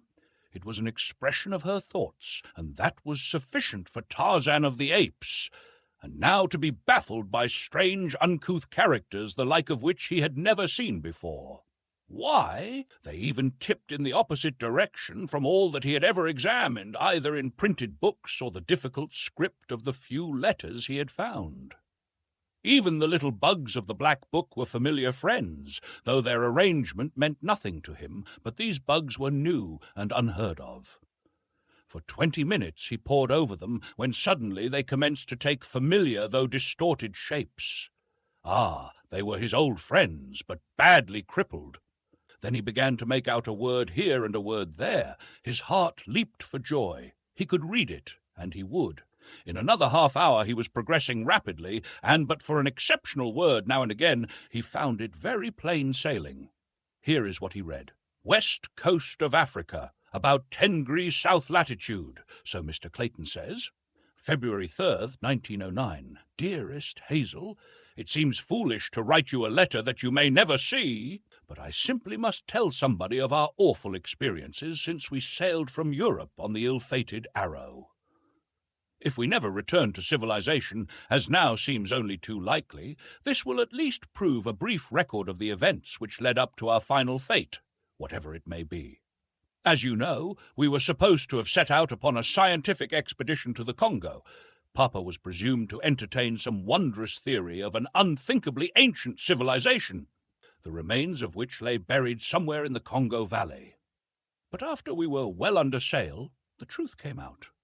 It seems that an old bookworm who has a book and curio shop in Baltimore discovered between the leaves of a very old Spanish manuscript a letter written in 1550 detailing the adventures of a crew of mutineers of a Spanish galleon bound from Spain to South America with a vast treasure of doubloons and pieces of 8, I suppose, for they certainly sound weird and piratey. The writer had been one of the crew, and the letter was to his son, who was, at the very time the letter was written, master of a Spanish merchantman. Many years had elapsed since the events the letter narrated had transpired, and the old man had become a respected citizen of an obscure Spanish town, but the love of gold was still so strong upon him that he risked all to acquaint his son with the means of attaining fabulous wealth for them both. The writer told how, when, but a week out from Spain, the crew had mutinied and murdered every officer and man who opposed them. But they defeated their own ends by this very act, for there was none left competent to navigate a ship at sea. They were blown hither and thither for 2 months, until sick and dying of scurvy, starvation and thirst, they had been wrecked on a small islet. The galleon was washed high upon the beach, where she went to pieces, but not before the survivors, who numbered but 10 souls, had rescued one of the great chests of treasure. This they buried well up on the island, and for 3 years they lived there in constant hope of being rescued.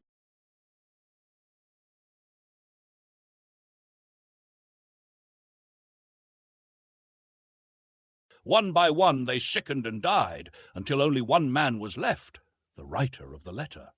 The men had built a boat from the wreckage of the galleon, but having no idea where the island was located, they had not dared to put to sea. When all were dead except himself, however, the awful loneliness so weighed upon the mind of the sole survivor that he could endure it no longer, and choosing to risk death upon the open sea rather than madness on the lonely isle, he set sail in his little boat after nearly a year of solitude. Fortunately, he sailed due north, and within a week was in the track of the Spanish merchantman plying between the West Indies and Spain, and was picked up by one of these vessels homeward bound. The story he told was merely one of shipwreck, in which all but a few had perished, the balance, except himself, dying after they reached the island. He did not mention the mutiny or the chest of buried treasure. The master of the merchantman assured him that from the position at which they had picked him up and the prevailing winds for the past week, he could have been on no other island than one of the Cape Verde group, which lie off the west coast of Africa in about 16 degrees or 17 degrees north latitude. His letter described the island minutely, as well as the location of the treasure, and was accompanied by the crudest, funniest little old map you ever saw, with trees and rocks all marked by scrawly X's to show the exact spot where the treasure had been buried. When Papa explained the real nature of the expedition, my heart sank, for I know so well how visionary and impractical the poor dear has always been that I feared that he had again been duped, especially when he told me he had paid $1,000 for the letter and map. To add to my distress, I learned that he had borrowed $10,000 more from Robert Candler and had given his notes for the amount. Mr. Candler had asked for no security, and you know, dearie, what that will mean for me if Papa cannot meet them. Oh, how I detest that man! We all tried to look on the bright side of things, but Mr. Philander and Mr. Clayton, he joined us in London just for the adventure, both felt as sceptical as I. Well, to make a long story short, we found the island and the treasure, a great iron-bound oak chest, wrapped in many layers of oiled sailcloth, and as strong and firm as when it had been buried nearly 200 years ago. It was simply filled with gold coin, and was so heavy that 4 men bent underneath its weight. The horrid thing seems to bring nothing but murder and misfortune to those who have anything to do with it. For 3 days after we sailed from the Cape Verde Islands, our own crew mutinied and killed every one of their officers. Oh, it was the most terrifying experience one could imagine. I cannot even write of it. They were going to kill us too, but one of them, the leader, named King, would not let them, and so they sailed south along the coast to a lonely spot where they found a good harbor, and here they landed and have left us. They sailed away with the treasure today, but Mr. Clayton says they will meet with a fate similar to the mutineers of the ancient galleon, because King, the only man aboard who knew aught of navigation, was murdered on the beach by one of the men the day we landed. I wish you could know Mr. Clayton. He is the dearest fellow imaginable, and unless I am mistaken, he has fallen very much in love with me. He is the only son of Lord Greystoke, and some day will inherit the title and estates. In addition, he is wealthy in his own right, but the fact that he is going to be an English lord makes me very sad. You know what my sentiments have always been relative to American girls who married titled foreigners. Oh, if he were only a plain American gentleman! But it isn't his fault, poor fellow, and in everything except birth he would do credit to my country, and that is the greatest compliment I know how to pay any man. We have had the most weird experiences since we were landed here. Papa and Mr. Philander lost in the jungle and chased by a real lion. Mr. Clayton lost and attacked 2 wild beasts. Esmeralda and I cornered in an old cabin by a perfectly awful man-eating lioness. Oh, it was simply terrifical, as Esmeralda would say. But the strangest part of it all is the wonderful creature who rescued us. I have not seen him, but Mr. Clayton and Papa and Mr. Philander have, and they say that he is a perfectly godlike white man, tanned to a dusky brown, with the strength of a wild elephant, the agility of a monkey, and the bravery of a lion. He speaks no English, and vanishes as quickly and as mysteriously after he has performed some valorous deed as though he were a disembodied spirit. Then we have another weird neighbor, who printed a beautiful sign in English and tacked it on the door of his cabin, which we have preempted, warning us to destroy none of his belongings, and signing himself Tarzan of the Apes. We have never seen him, though we think he is about, for one of the sailors, who was going to shoot Mr. Clayton in the back, received a spear in his shoulder from some unseen hand in the jungle. The sailors left us but a meagre supply of food, so, as we have only a single revolver with but 3 cartridges left in it, we do not know how we can procure meat, though Mr. Philander says that we can exist indefinitely on the wild fruit and nuts which abound in the jungle. I am very tired now, so I shall go to my funny bed of grasses, which Mr. Clayton gathered for me, but will add to this from day to day as things happen. Lovingly, Jane Porter. To Hazel Strong, Baltimore, M.D. Tarzan sat in a brown study for a long time after he stood reading the letter. It was filled with so many new and wonderful things that his brain was in a whirl as he attempted to digest them all. So they did not know that he was Tarzan of the Apes. He would tell them. In his tree he had constructed a rude shelter of leaves and boughs, beneath which, protected from the rain, he had placed the few treasures brought from the cabin. Among these were some pencils. He took one, and beneath Jane Porter's signature he wrote, "I am Tarzan of the Apes." He thought that would be sufficient. Later he would return the letter to the cabin. In the matter of food, thought Tarzan, they had no need to worry. He would provide, and he did.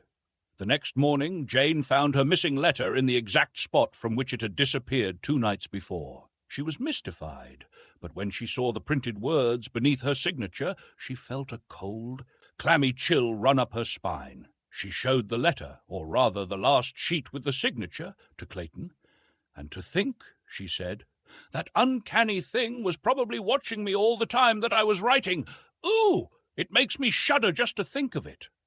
"But he must be friendly," reassured Clayton, "for he has returned your letter, nor did he offer to harm you, and unless I am mistaken, he left a very substantial memento of his friendship outside the cabin door last night, for I just found the carcass of a wild boar there as I came out." From then on, scarcely a day passed that did not bring its offering of game or other food. Sometimes it was a young deer, again a quantity of strange cooked food, cassava cakes pilfered from the village of Mbonga, or a boar or leopard, and once a lion. Tarzan derived the greatest pleasure of his life in hunting meat for these strangers. It seemed to him that no pleasure on earth could compare with laboring for the welfare and protection of the beautiful white girl. Some day he would venture into the camp in daylight and talk with these people through the medium of the little bugs which were familiar to them and to Tarzan. But he found it difficult to overcome the timidity of the wild thing of the forest, and so day followed day without seeing a fulfillment of his good intentions.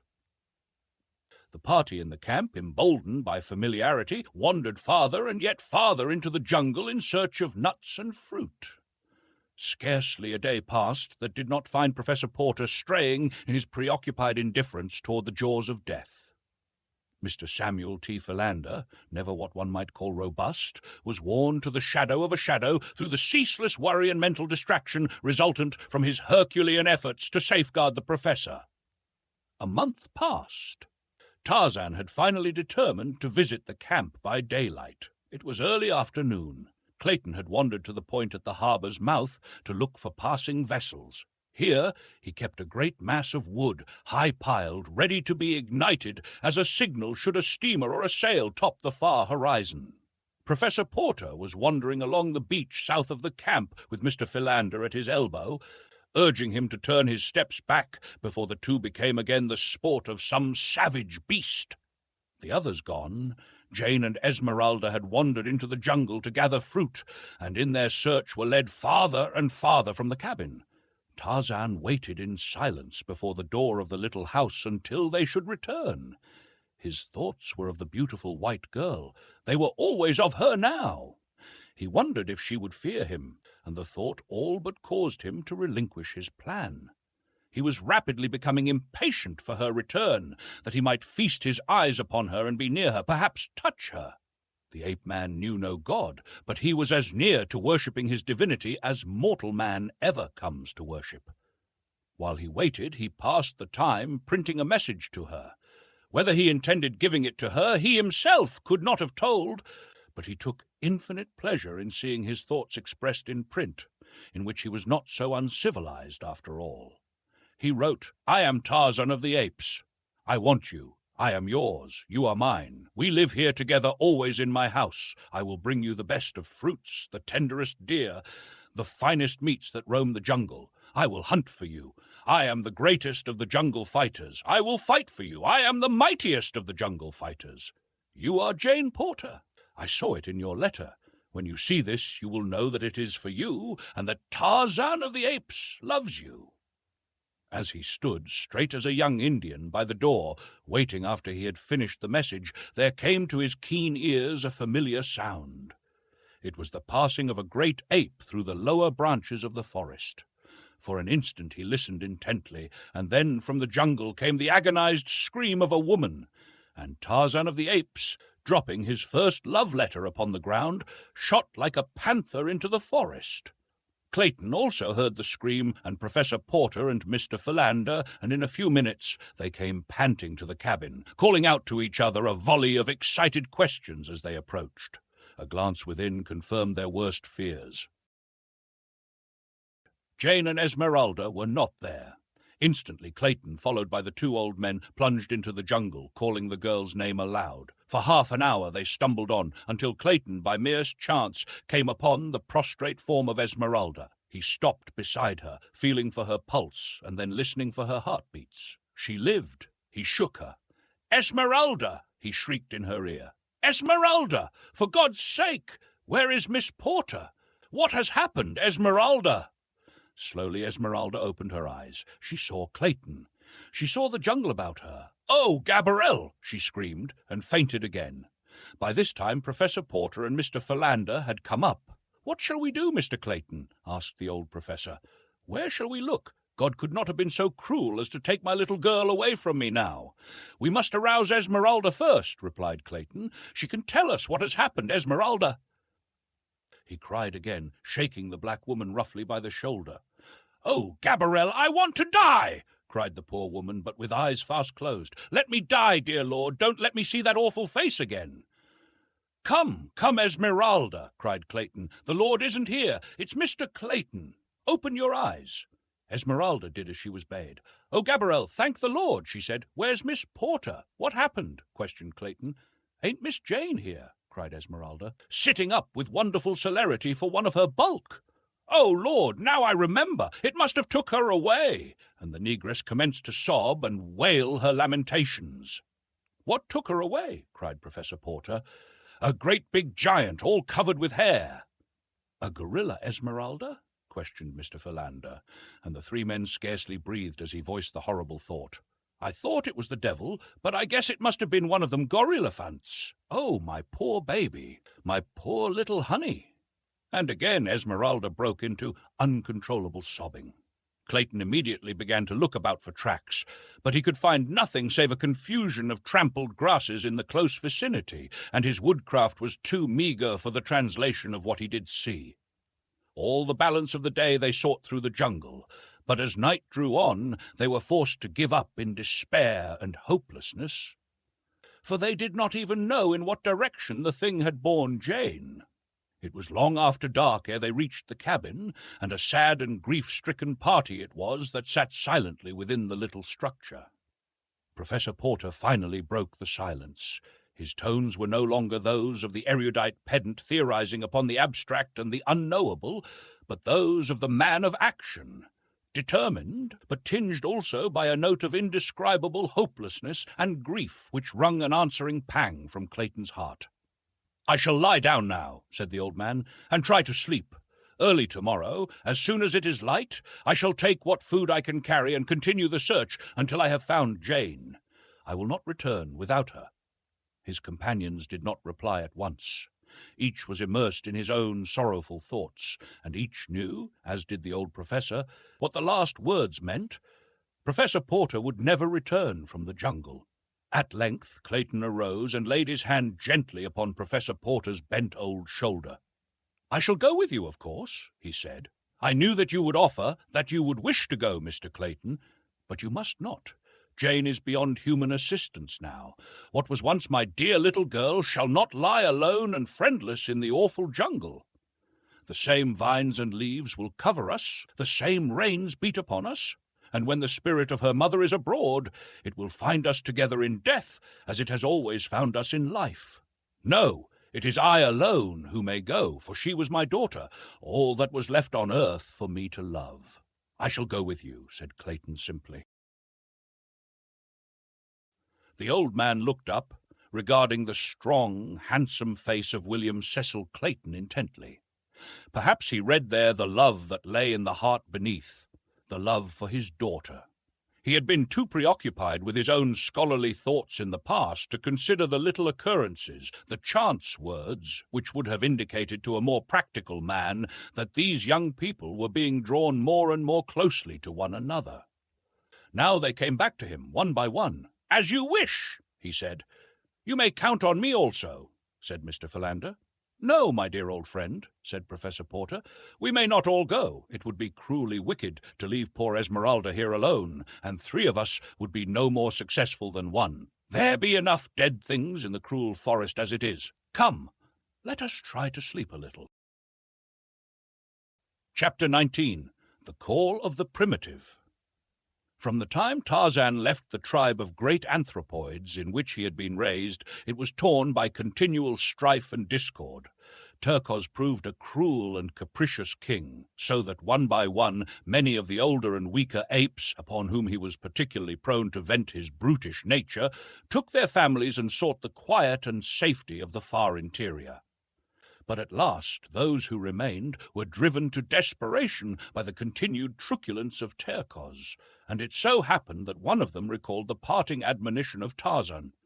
If you have a chief who is cruel, do not do as the other apes do, and attempt, any one of you, to pit yourself against him alone. But instead, let 2 or 3 or 4 of you attack him together. Then, if you will do this, no chief will dare to be other than he should be, for 4 of you can kill any chief who may ever be over you. And the ape who recalled this wise counsel repeated it to several of his fellows, so that when Turcos returned to the tribe that day, he found a warm reception awaiting him. There were no formalities. As Turcos reached the group, 5 huge, hairy beasts sprang upon him. At heart he was an arrant coward, which is the way with bullies among apes as well as among men, so he did not remain to fight and die, but tore himself away from them as quickly as he could and fled into the sheltering boughs of the forest. 2 more attempts he made to rejoin the tribe, but on each occasion he was set upon and driven away. At last he gave it up and turned, foaming with rage and hatred, into the jungle. For several days he wandered aimlessly, nursing his spite and looking for some weak thing on which to vent his pent anger. It was in this state of mind that the horrible, man-like beast, swinging from tree to tree, came suddenly upon 2 women in the jungle. He was right above them when he discovered them. The first intimation Jane Porter had of his presence was when the great hairy body dropped to the earth beside her, and she saw the awful face and the snarling, hideous mouth thrust within a foot of her.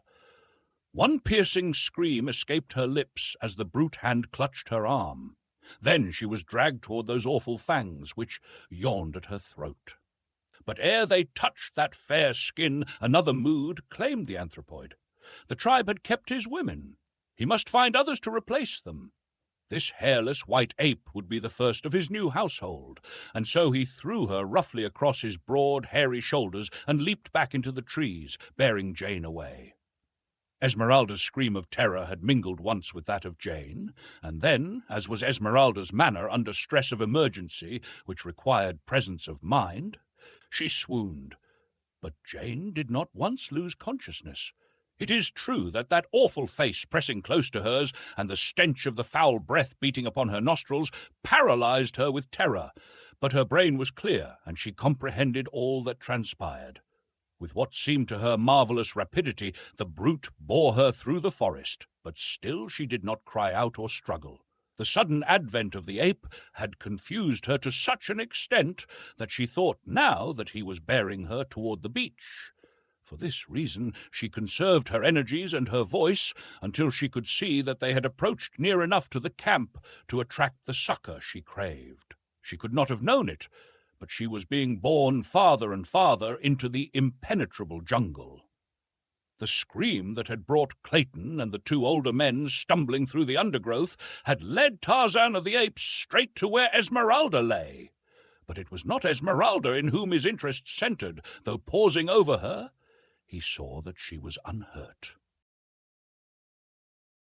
For a moment he scrutinized the ground below and the trees above, until the ape that was in him by virtue of training and environment, combined with the intelligence that was his by right of birth, told his wondrous woodcraft the whole story as plainly as though he had seen the thing happen with his own eyes.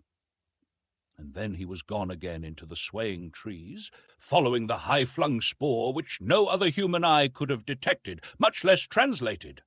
At boughs' ends, where the anthropoid swings from one tree to another, there is most to mark the trail, but least to point the direction of the quarry, for there the pressure is downward always toward the small end of the branch, whether the ape be leaving or entering a tree. Nearer the center of the tree, where the signs of passage are fainter, the direction is plainly marked. Here on this branch, a caterpillar has been crushed by the fugitive's great foot, and Tarzan knows instinctively where that same foot would touch in the next stride. Here he looks to find a tiny particle of the demolished lava, ofttimes not more than a speck of moisture. Again, a minute bit of bark has been upturned by the scraping hand, and the direction of the break indicates the direction of the passage.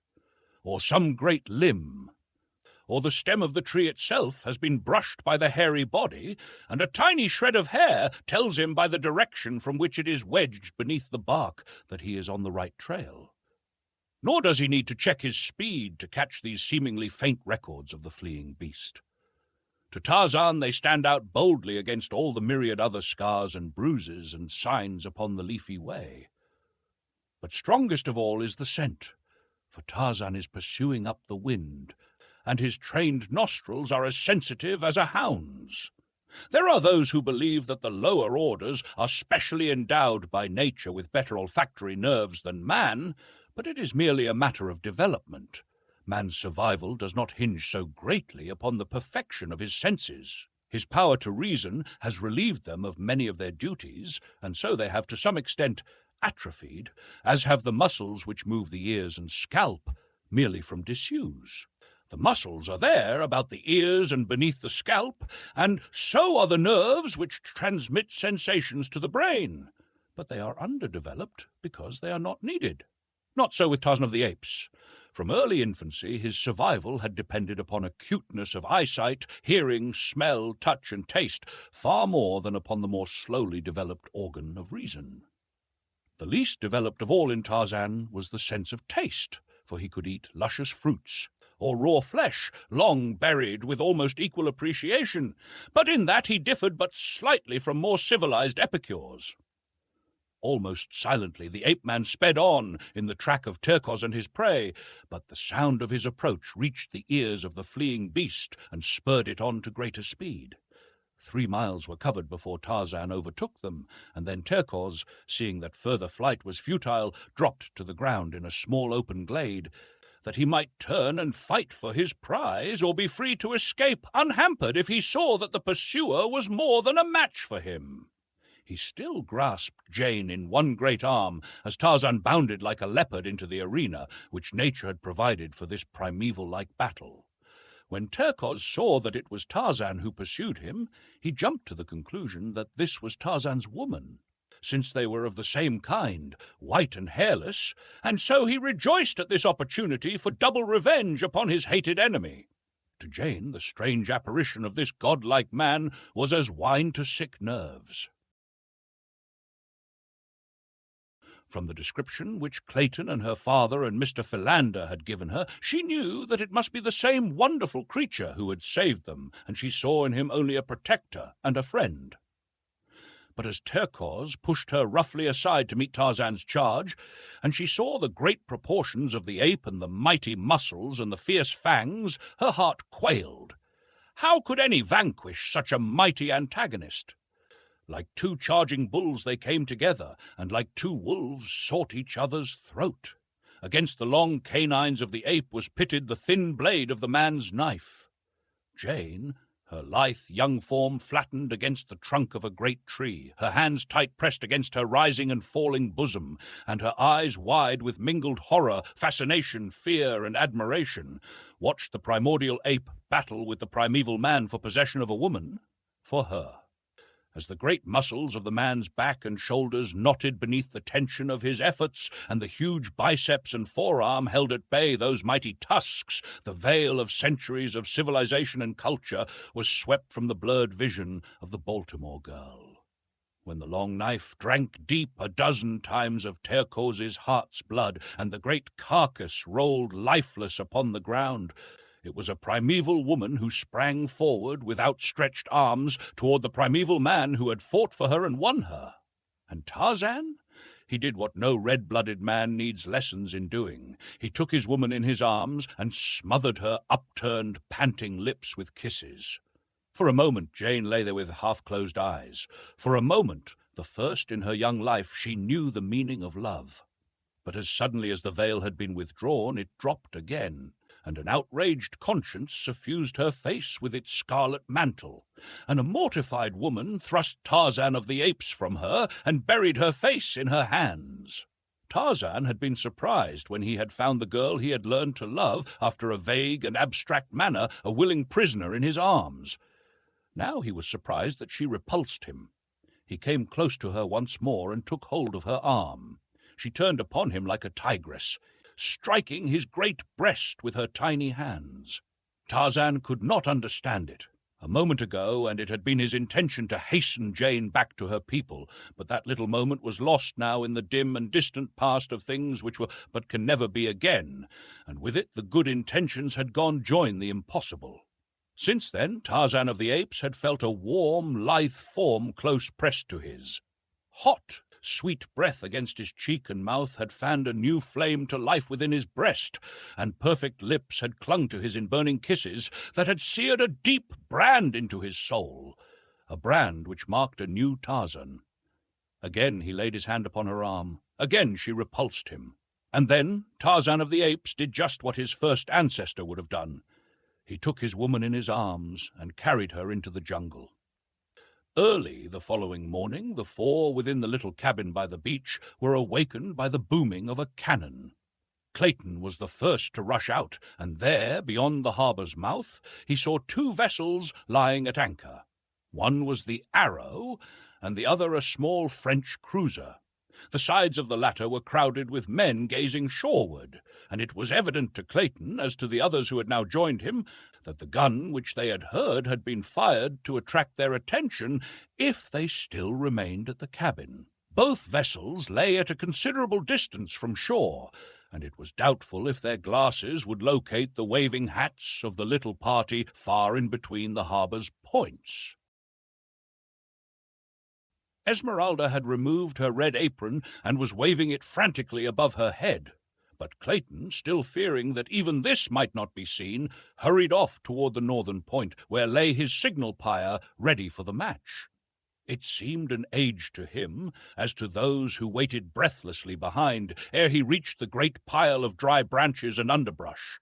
As he broke from the dense wood and came in sight of the vessels again, he was filled with consternation to see that the Arrow was making sail and that the cruiser was already under way.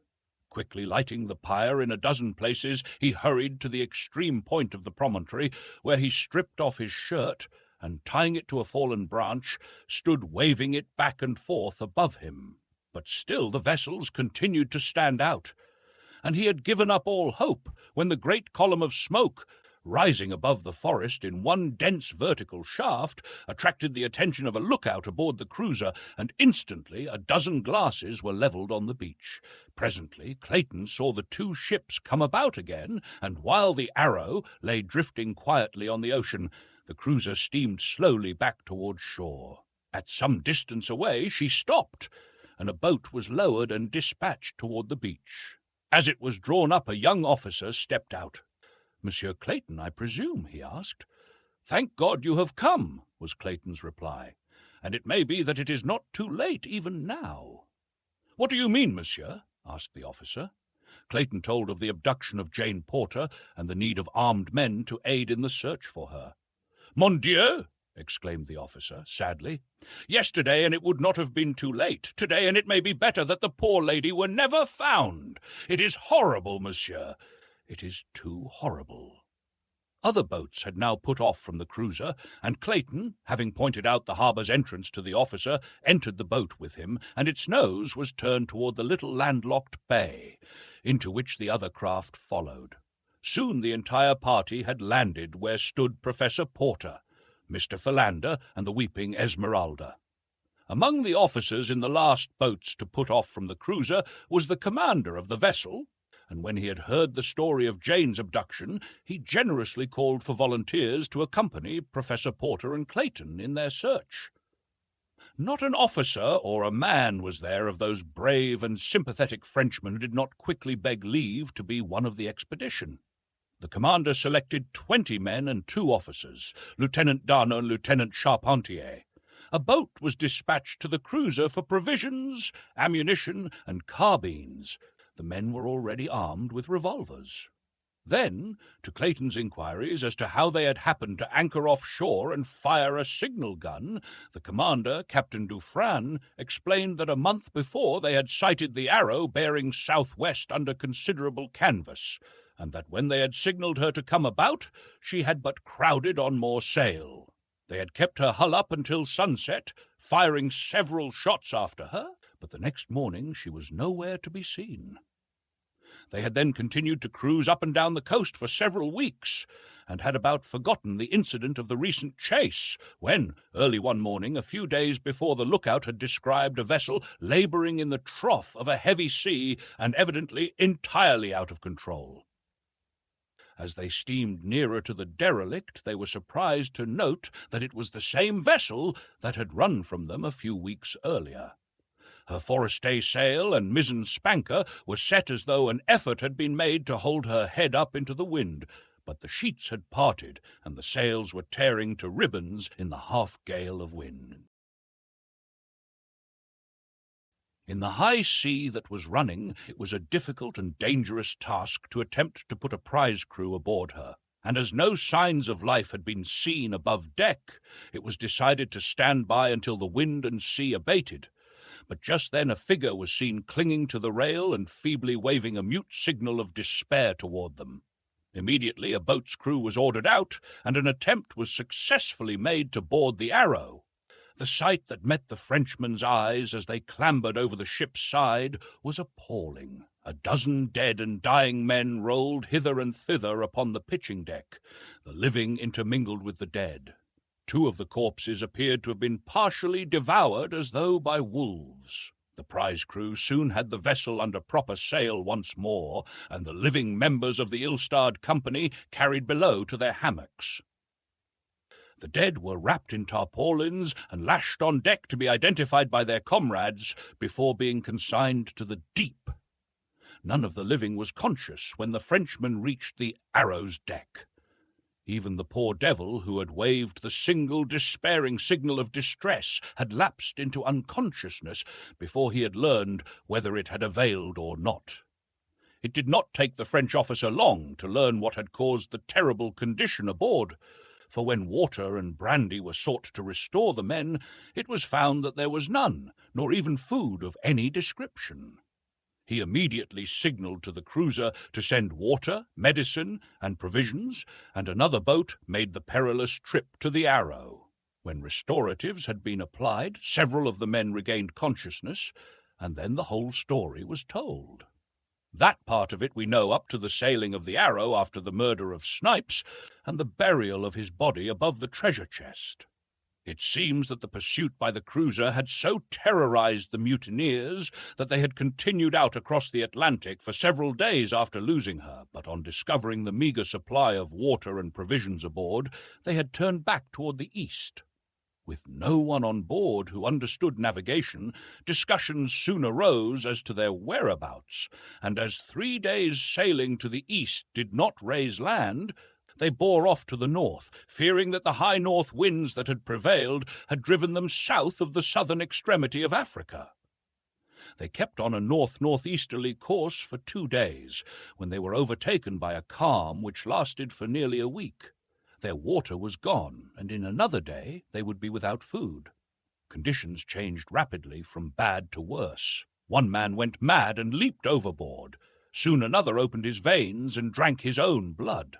When he died, they threw him overboard also, though there were those among them who wanted to keep the corpse on board. Hunger was changing them from human beasts to wild beasts. 2 days before they had been picked up by the cruiser, they had become too weak to handle the vessel, and that same day 3 men died. On the following morning, it was seen that one of the corpses had been partially devoured. All that day the men lay glaring at each other like beasts of prey. And the following morning 2 of the corpses lay almost entirely stripped of flesh. The men were but little stronger for their ghoulish repast, for the want of water was by far the greatest agony with which they had to contend. And then the cruiser had come. When those who could had recovered, the entire story had been told to the French commander. but the men were too ignorant to be able to tell him at just what point on the coast the professor and his party had been marooned, so the cruiser had steamed slowly along within sight of land, firing occasional signal guns and scanning every inch of the beach with glasses. They had anchored by night so as not to neglect a particle of the shoreline, and it had happened that the preceding night had brought them off the very beach where lay the little camp they sought. The signal guns of the afternoon before had not been heard by those on shore, it was presumed, because they had doubtless been in the thick of the jungle searching for Jane Porter, where the noise of their own crashing through the underbrush would have drowned the report of a far distant gun. By the time the two parties had narrated their several adventures, the cruiser's boat had returned with supplies and arms for the expedition. Within a few minutes, the little body of sailors and the two French officers, together with Professor Porter and Clayton, set off upon their hopeless and ill-fated quest into the untracked jungle.